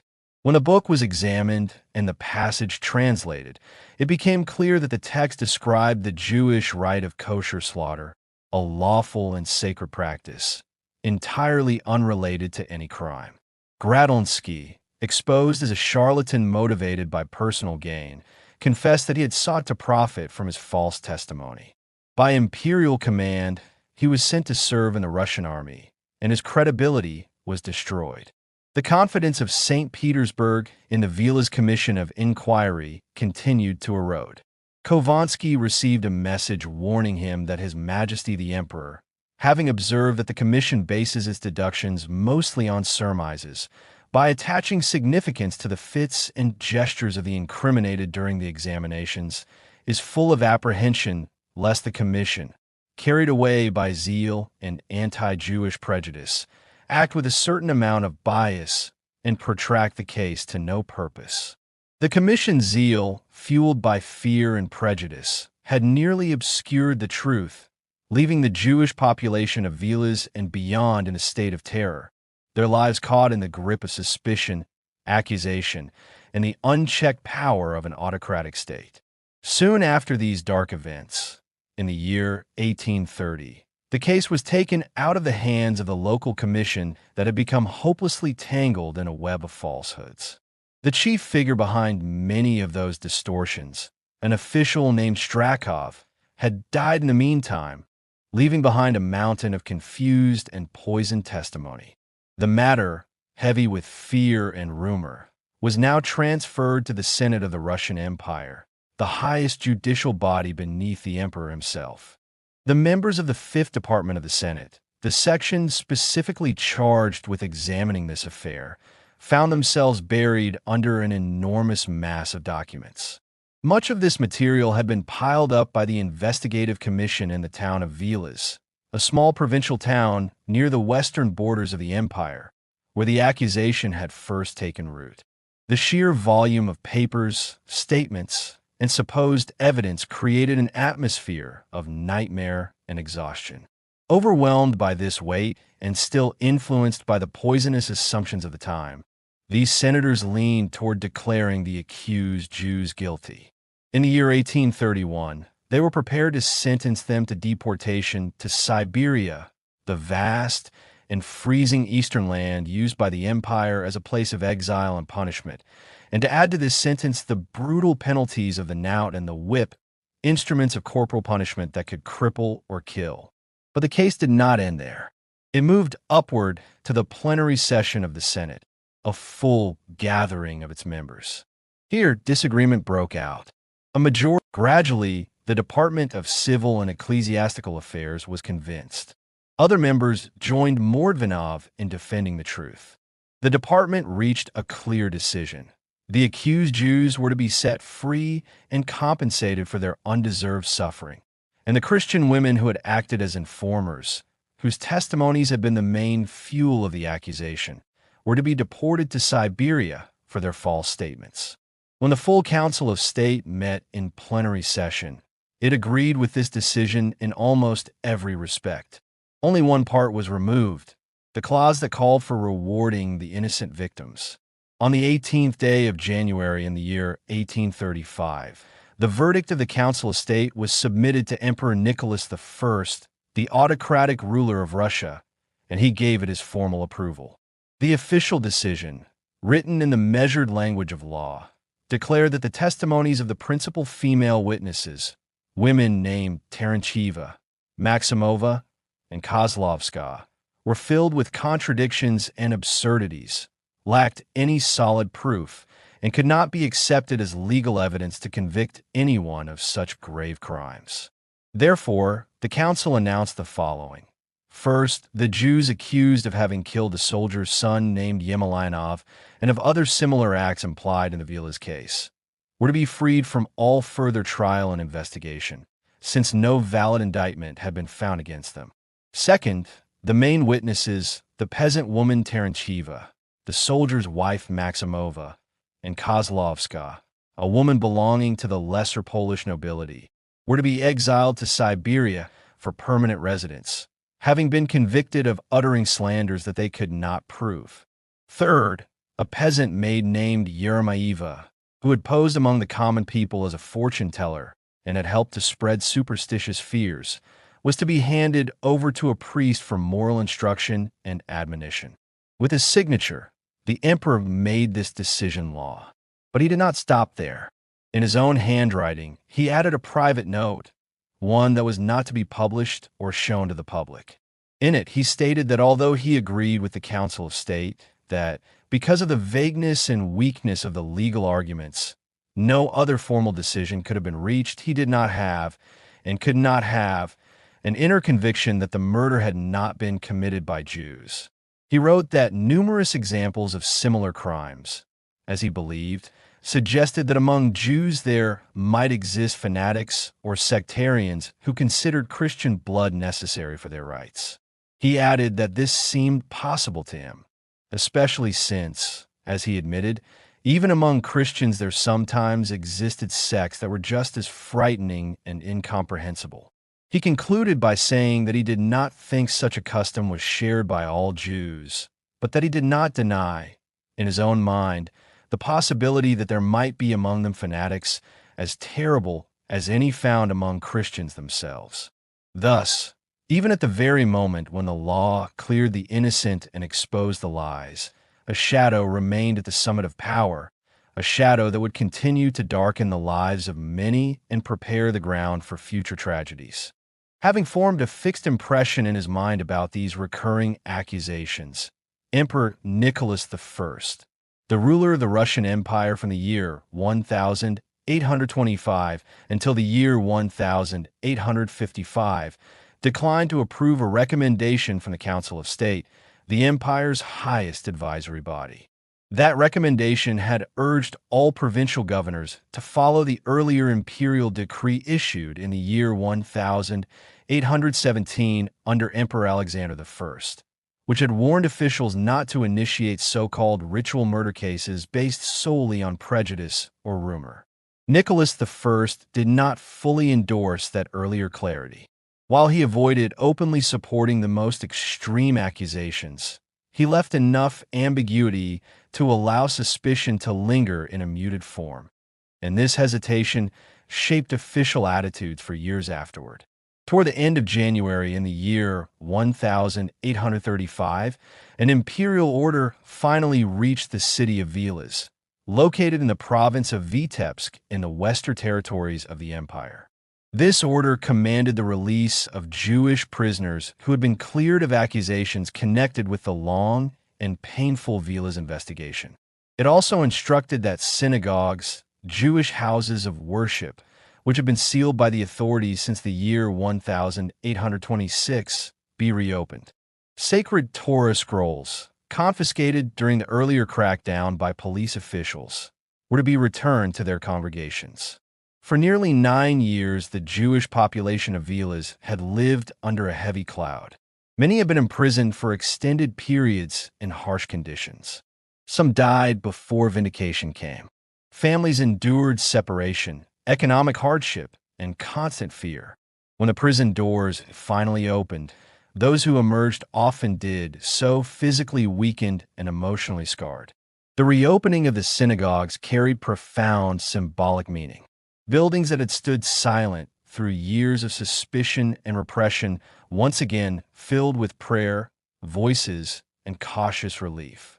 The prolonged emergency atmosphere that had gripped the town gradually lifted. Restrictions eased, military vigilance relaxed, and the sense of collective dread slowly receded. Yet the memory of those years remained etched deeply into communal consciousness. Among Jewish communities across the empire, the Vilas episode entered historical memory as one of the darkest chapters of suffering, even though it ultimately ended without formal conviction. These trials, however, were not the only hardships experienced during the reign of Emperor Nicholas I. Other crises arose from different sources, sometimes from internal tensions within Jewish communities themselves, shaped by the broader pressures of imperial policy. One major source of strain was military conscription. Under imperial law, Jewish communities were required to provide recruits for the Russian army. Responsibility for meeting quotas often fell upon local communal councils known as khals. These bodies, historically responsible for education, charity, taxation, and internal administration, now found themselves pressured to cooperate with state authorities in identifying young men for military service. The task was deeply resented, as army service could last decades and frequently involved forced cultural assimilation. This system created fertile ground for informers, individuals known in Hebrew and Yiddish as masers, meaning informants. Some individuals exploited the situation by threatening to report alleged irregularities in conscription procedures or financial administration unless community leaders paid them money. Such extortion bred bitterness and fear. In rare but dramatic instances, communities reacted violently against particularly notorious informers. One such incident occurred in the year 1836 in the province of Podolia, a region that today lies largely within Ukraine. In the town of Novaya Ushitsa, two well-known informers, named Oxman and Schwartz, were found dead. According to circulating rumors, one had been killed inside a synagogue and the other on a road outside town. Authorities interpreted these deaths not as isolated crimes, but as evidence of organized communal retaliation. Officials alleged that several Jewish communities had collectively decided to eliminate the informers through their own informal tribunal. Approximately 80 community leaders, including elders of local kahals and two rabbis, were arrested and brought to trial. Rather than a civilian court, the case was transferred to a military tribunal, reflecting the seriousness with which authorities viewed any perceived challenge to imperial authority. The court determined that exemplary punishment was required. 20 Jewish defendants received sentences combining forced labor with penal military service. Before these sentences began, they were subjected to a brutal corporal punishment known as running the gauntlet, or in German-derived military terminology, punishment by Speisrunden. The condemned person was forced to walk between two lines of soldiers who struck his bare back with rods. This form of punishment, introduced into Russia during the reign of Emperor Peter the Great in the early 18th century after his military reforms modeled on Western European practices, often proved fatal. Several of those sentenced died under the blows and were remembered by Jewish communities as martyrs. Another group of approximately 20 individuals was sentenced to deportation to Siberia, a vast and harsh region used by the Russian Empire for exile and penal labor. Others were acquitted or fled before sentencing. The continuing presence of informers also contributed to another tense episode known as the Mstislav affair. In the year 1844, in the market square of the town of Mstislav, located in the province of Mogilev in present-day Belarus, soldiers conducted a search for contraband goods in a Jewish-owned warehouse. Such searches were common in border regions where smuggling occasionally occurred, but they often generated friction between civilians and authorities. During this particular search, a confrontation broke out between local Jews and the soldiers. The clash resulted in minor injuries among civilians and several damaged rifles belonging to the soldiers. Although the incident itself was relatively limited, local police and military officials quickly portrayed it as something far more serious. Reports sent to the provincial governor and to the garrison commander described the event as an organized Jewish uprising, a mutiny against imperial authority. Adding fuel to the situation was a local informer named Eri Briskin, himself a convert from Judaism. Known among former co-religionists for strained relations and mutual distrust, he seized the opportunity to support official accusations. Aligning himself with authorities eager to demonstrate vigilance, he provided statements that reinforced the portrayal of the incident as deliberate rebellion rather than a spontaneous marketplace scuffle. The stage was thus set for another episode of tension, investigation, and uncertainty that would weigh heavily on the surrounding communities. In the month of January in the year 1844, alarming reports reached the imperial capital of St. Petersburg. The communications spoke of a so-called Jewish mutiny in the town of Mstislav, a district center in the government of Mogilev, within the Pale of Settlement of the Russian Empire.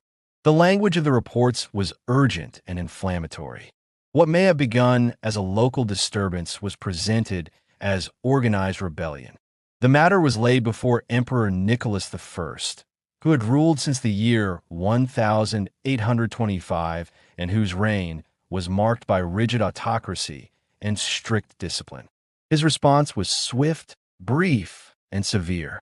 The principal culprits implicated in the incident were to be court-martialed, and as punishment for what was described as the turbulent demeanor of the Jews of that city, one recruit was to be taken for every 10 men.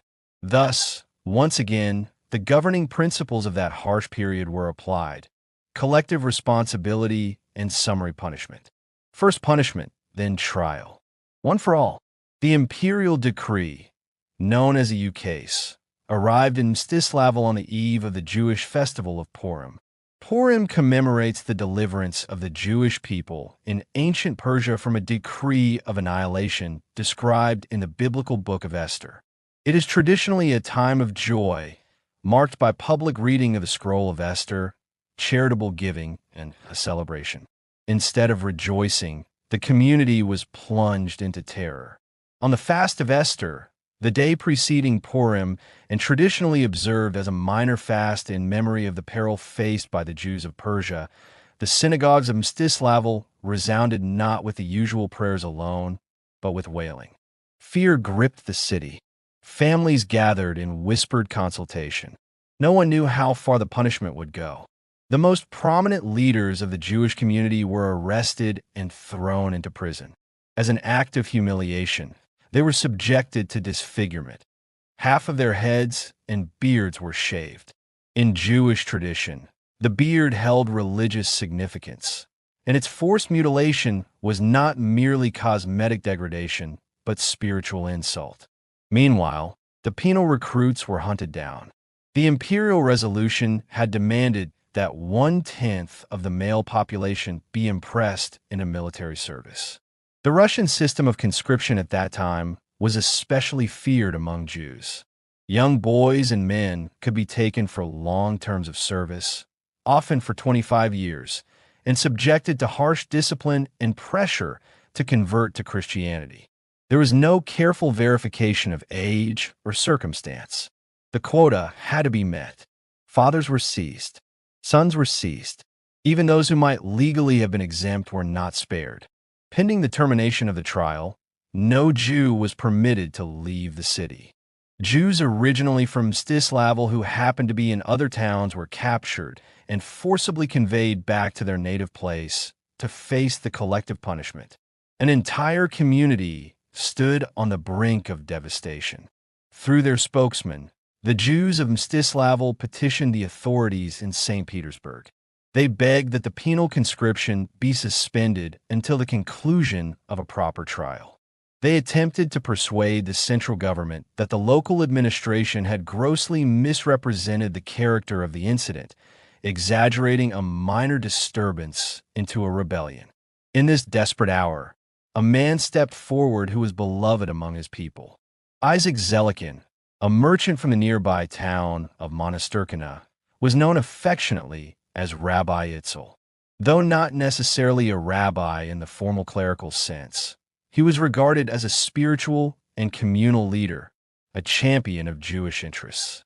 Determined to save his brethren, he undertook the difficult journey to the imperial capital. St. Petersburg was far removed from the dusty streets of Mstislav. It was a city of palaces, ministries, and secret police. Rabbi Itzel managed to gain access to the chief of the third section.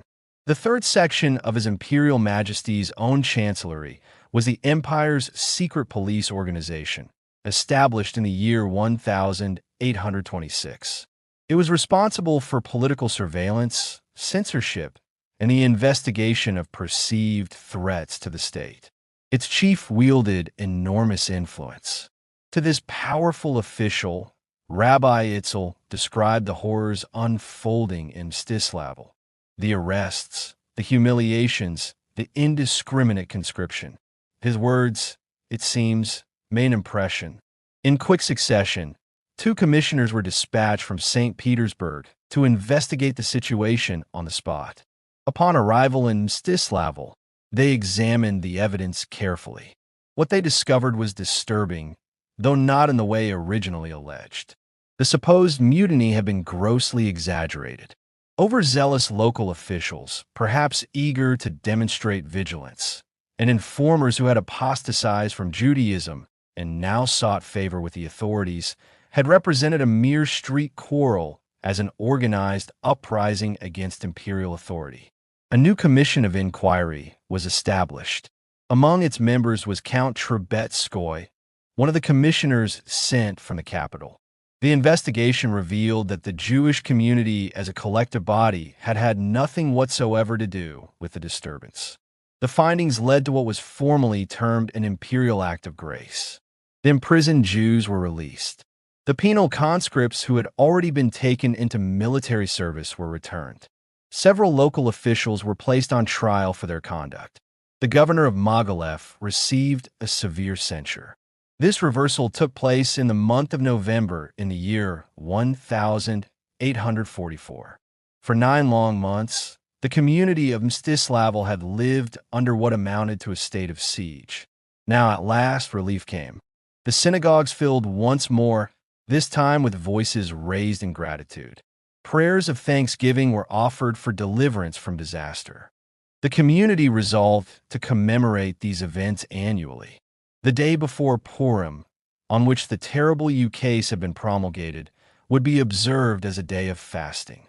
The 3rd day of the Hebrew month of Kislev, on which the cruel decree had been revoked, would be celebrated as a day of rejoicing. Had every calamity of that era been preserved in such ritual memory, the Jewish calendar would have become crowded with days of mourning and days of relief, marking both ordinary persecutions and extraordinary afflictions. Special mention must now be made of the position of the Jews in another region of the Russian dominions, the territory known as the Kingdom of Poland.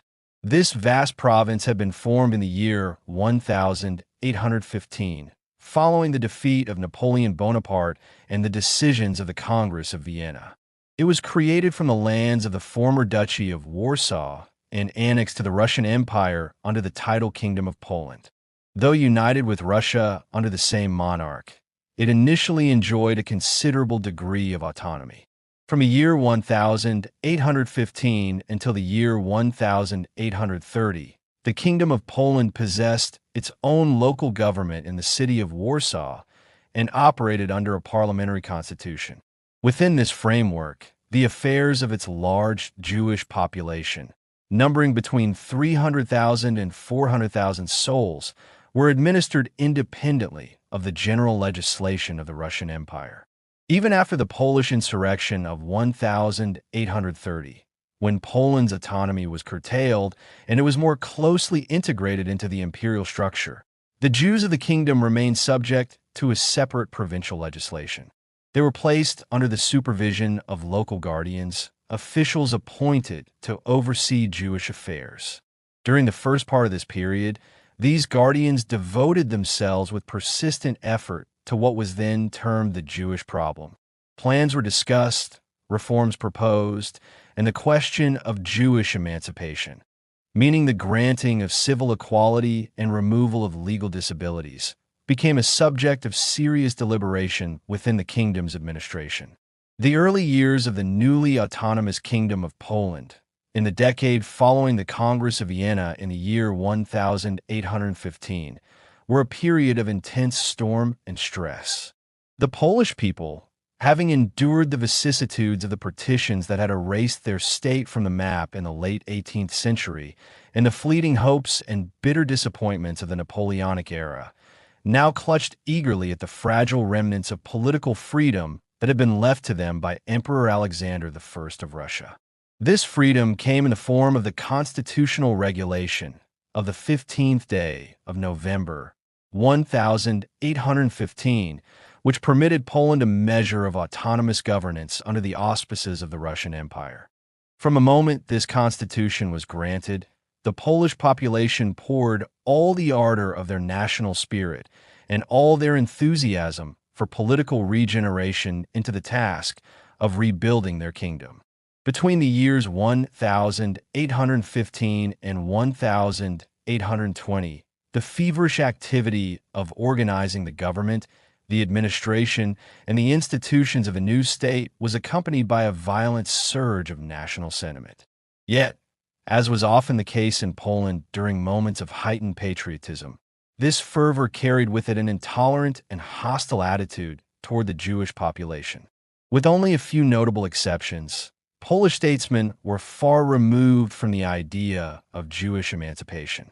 They favored policies that were either correctional or punitive, drawing inspiration not from the primitive prejudices of Russia, but from the more calculated methods of Western Europe, where enlightened absolutist states had experimented with ways of controlling and assimilating their Jewish populations.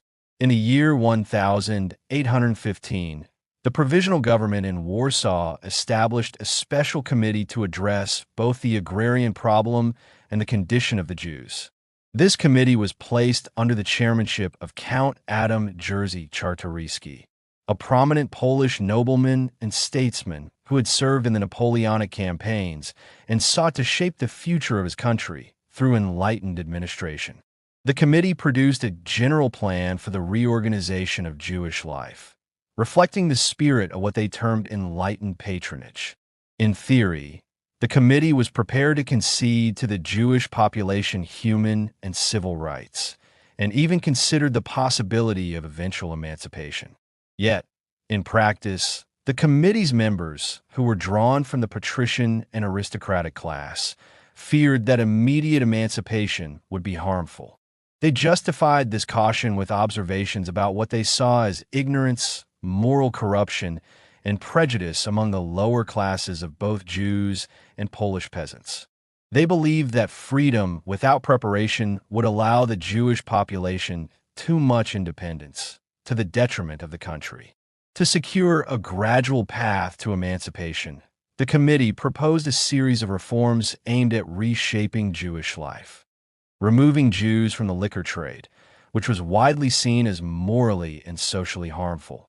Encouraging engagement in agriculture, abolishing the kahals, the autonomous Jewish communal councils that managed religious, educational, and civil affairs, and restructuring the Jewish school system to align with civic requirements.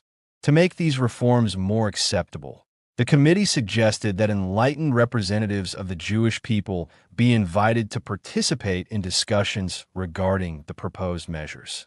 Turning their gaze westward, toward the lands of Germany and Prussia, where Jewish assimilation had begun, the Polish committee sought the counsel of David Friedlander, a Jewish reformer from Berlin and a pupil in the philosophical and educational traditions of Moses Mendelssohn, the prominent 18th-century Jewish thinker and advocate for enlightenment and integration. Friedlander, regarded as the official philosopher of Jewish emancipation, was asked to provide his opinion on how Jewish life in Poland might be reorganized and improved. The Bishop of Kuyavia, a former Polish province, Malchewski, addressed the request on behalf of the Polish government, calling upon Friedlander to offer guidance in the spirit of Mendelssohn's enlightened teachings. Flattered by this invitation, Friedlander composed a detailed treatise, his opinion on the improvement of the Jews in the Kingdom of Poland, written in the month of February 1816 and published later in the year 1819. In his report, Friedlander argued that Polish Jews had fallen behind their Western coreligionists in cultural advancement, held back by the dominance of Talmudic instruction, the pervasive influence of Hasidism, and the self-governing Kahals.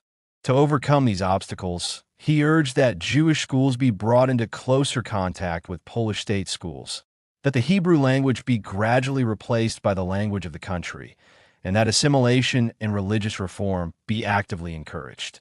At the same time, Friedlander proposed that the government assure the Jewish population that civil rights would eventually be granted if they diligently pursued self-improvement according to the regulations prescribed for them. This notion that rights were something to be earned through conformity and education resonated closely with the conservative views of the official Polish committee in Warsaw.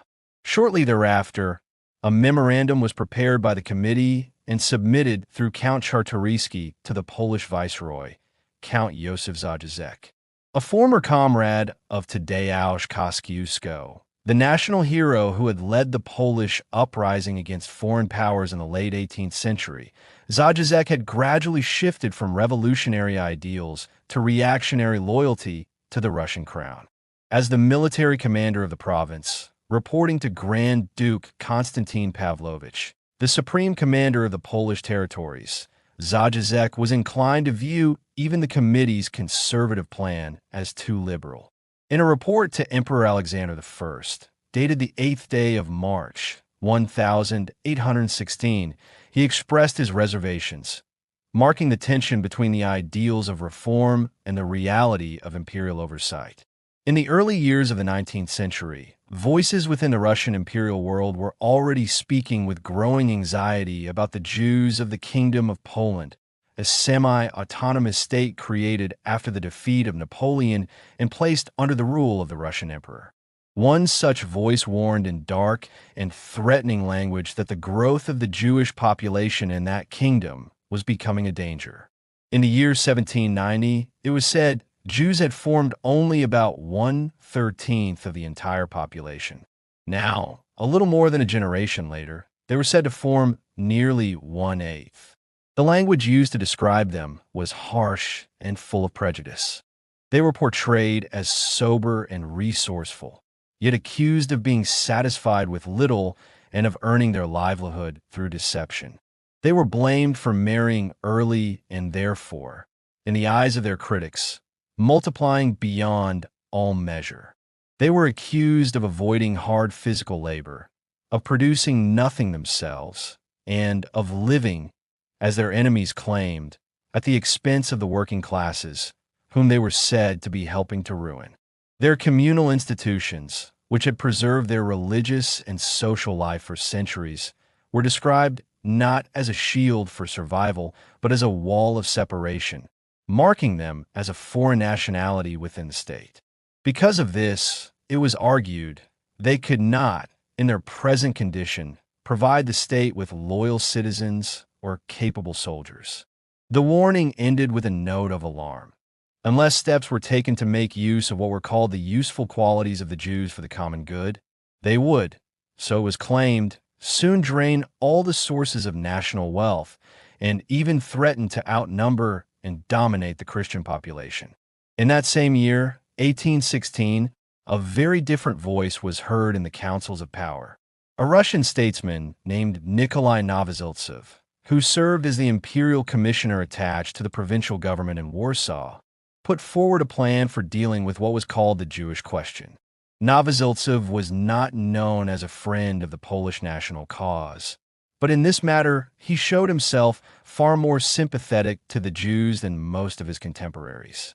While the official committees of the empire followed the principle of correction first and civil rights last, meaning that Jews were to be pressured and reshaped before being granted any equality, Novoziltsev proposed almost the opposite path.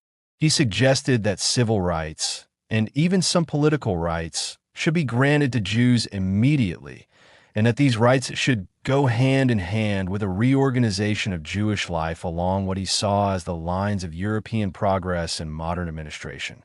Instead of leaving Jewish affairs either to old communal bodies or to crude police control, he proposed the creation of new institutions called directorates. There was to be one central directorate in Warsaw, the capital of the Kingdom of Poland, and local directorates in every province. These were to be modeled on the Jewish consistories of France, bodies created after the French Revolution to organize Jewish religious and communal life under state supervision. Each directorate was to be composed of rabbis, elders of the community, and a representative of the government. In the Central Directorate in Warsaw, this representative was to be replaced by a procurator, an official appointed directly by the king, meaning the Russian emperor in his role as ruler of Poland. The entire system was to be placed under the authority of the Minister of Public Instruction, the head of education in the kingdom, who would also have the power to confirm or reject the rabbis chosen by the directorates. The tasks of these directorates were wide and important. They were to register the Jewish population, manage communal finances, distribute charity, and, most importantly, open secular schools for Jewish children, schools that would teach not only religious subjects, but also the knowledge considered necessary for modern life. Novoziltsev proposed that no young man should be allowed to marry, to practice a craft, or to acquire property unless he could present a certificate proving that he had graduated from such a school. In this way, education was to become the gate through which Jews would pass into full participation in society. His promise was bold. All Jews who fulfilled the obligations laid down in this statute were to be granted full citizenship. Those who distinguished themselves in science or in art might even be considered worthy of political rights, including, in extraordinary cases, membership in the Polish Diet, the parliament of the kingdom. For the immediate future, Novoziltsev advised against harsh economic restrictions. He did not recommend, for example, an outright ban on the liquor trade, even though many critics blamed Jews for their role in it. He did, however, agree that its growth should be checked, and he argued for a broader program of economic reform that would encourage Jews to take up crafts and agriculture. At the beginning of the year 1817, Novoziltsev's project was presented to the Polish Council of State, the highest advisory body of the Kingdom of Poland. There it met fierce resistance. Among its opponents were Prince Adam Czartoryski, a leading Polish statesman, the Polish Viceroy, General Józef Zajíczek, who represented the emperor in Warsaw, Stanislaw Staszic, a prominent intellectual and official, and other high Polish dignitaries. Their hostility was directed not only against the content of the plan, but also against its author, whom they saw as a representative of Russian influence in Polish affairs. The Council of State appointed a special committee to examine the project in detail. After studying it, the committee issued conclusions that struck at the heart of Novoziltsev's ideas. First, it declared that it was impossible to reorganize Jewish life through the Jews themselves. Second, it argued that creating a separate cultural organization for Jews would only strengthen their sense of being a nation apart and increase their distance from the rest of society. Third, it stated that complete civil and political emancipation of the Jews was incompatible with the Polish constitution, which granted special privileges to the followers of the dominant religion, meaning Roman Catholic Christianity. When the full Council of State met to debate the project, the atmosphere was stormy and charged with emotion. Many Polish members claimed to sense in Novoziltsev's proposal hidden political aims that ran against what they called the national element of the country.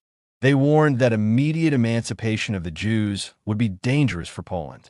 One of the speakers, a man named Kosmian, who acted as the official reporter on the matter, cried out that the Jews must first become real Poles before they could be regarded as citizens. The tone of the debate soon sank even lower. The same speaker declared that it was impossible to grant citizenship to masses of people who, in his words, first had to be taught cleanliness and cured of leprosy and similar diseases. At this, Viceroy Zajíczek burst in loud laughter and shouted approval, adding a crude remark that these people would not get rid of their scabs so easily. Such words, spoken in the highest council of the land, revealed how deeply prejudice and contempt had poisoned the discussion.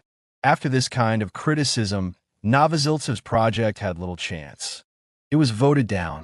The council persuaded itself that what it called the psychological moment for a radical reorganization of Jewish inner life had not yet arrived. Instead of a broad and generous reform, it decided to limit its actions to isolated measures, and those measures were to be mainly of a corrective and repressive kind, aimed not at partnership and inclusion, but at pressure, control, and restriction. In the years after the fall of Napoleon Bonaparte and the reorganization of Europe by the Congress of Vienna in the year 1815, the Kingdom of Poland came under the political authority of the Russian Empire. Its capital, the historic city of Warsaw, was administered by a government that attempted to balance imperial Russian control with local Polish administration. During this period, debates about the Jewish population of Poland intensified, shaped by political anxiety, social rivalry, economic competition, and the lingering prejudices inherited from earlier centuries. Restrictions affecting Jewish communities were not entirely new. One controversial law dated back to the year 1812, during the era of the Duchy of Warsaw, a short-lived Polish state created under the influence of Napoleon Bonaparte. That law forbade Jews from engaging in the sale of alcoholic beverages. Another regulation prohibited Jews from settling within a distance of 21 versts, approximately 22 kilometers, from the borders with Austria and Prussia. This decree, issued on the 31st day of January in the year 1823, affected nearly 100 towns. Officials justified the measure as a security precaution, fearing smuggling and cross-border migration. Yet for Jewish communities, it meant uprooting families and dismantling established economic networks. This restriction remained in place until it was repealed decades later by Tsar Alexander II in the year 1862. Interestingly, despite these civil restrictions, Polish lawmakers hesitated to impose compulsory military service on Jews. In the year 1817, an official announcement declared that since Jews lacked full civil rights, they would not be required to serve personally in the army.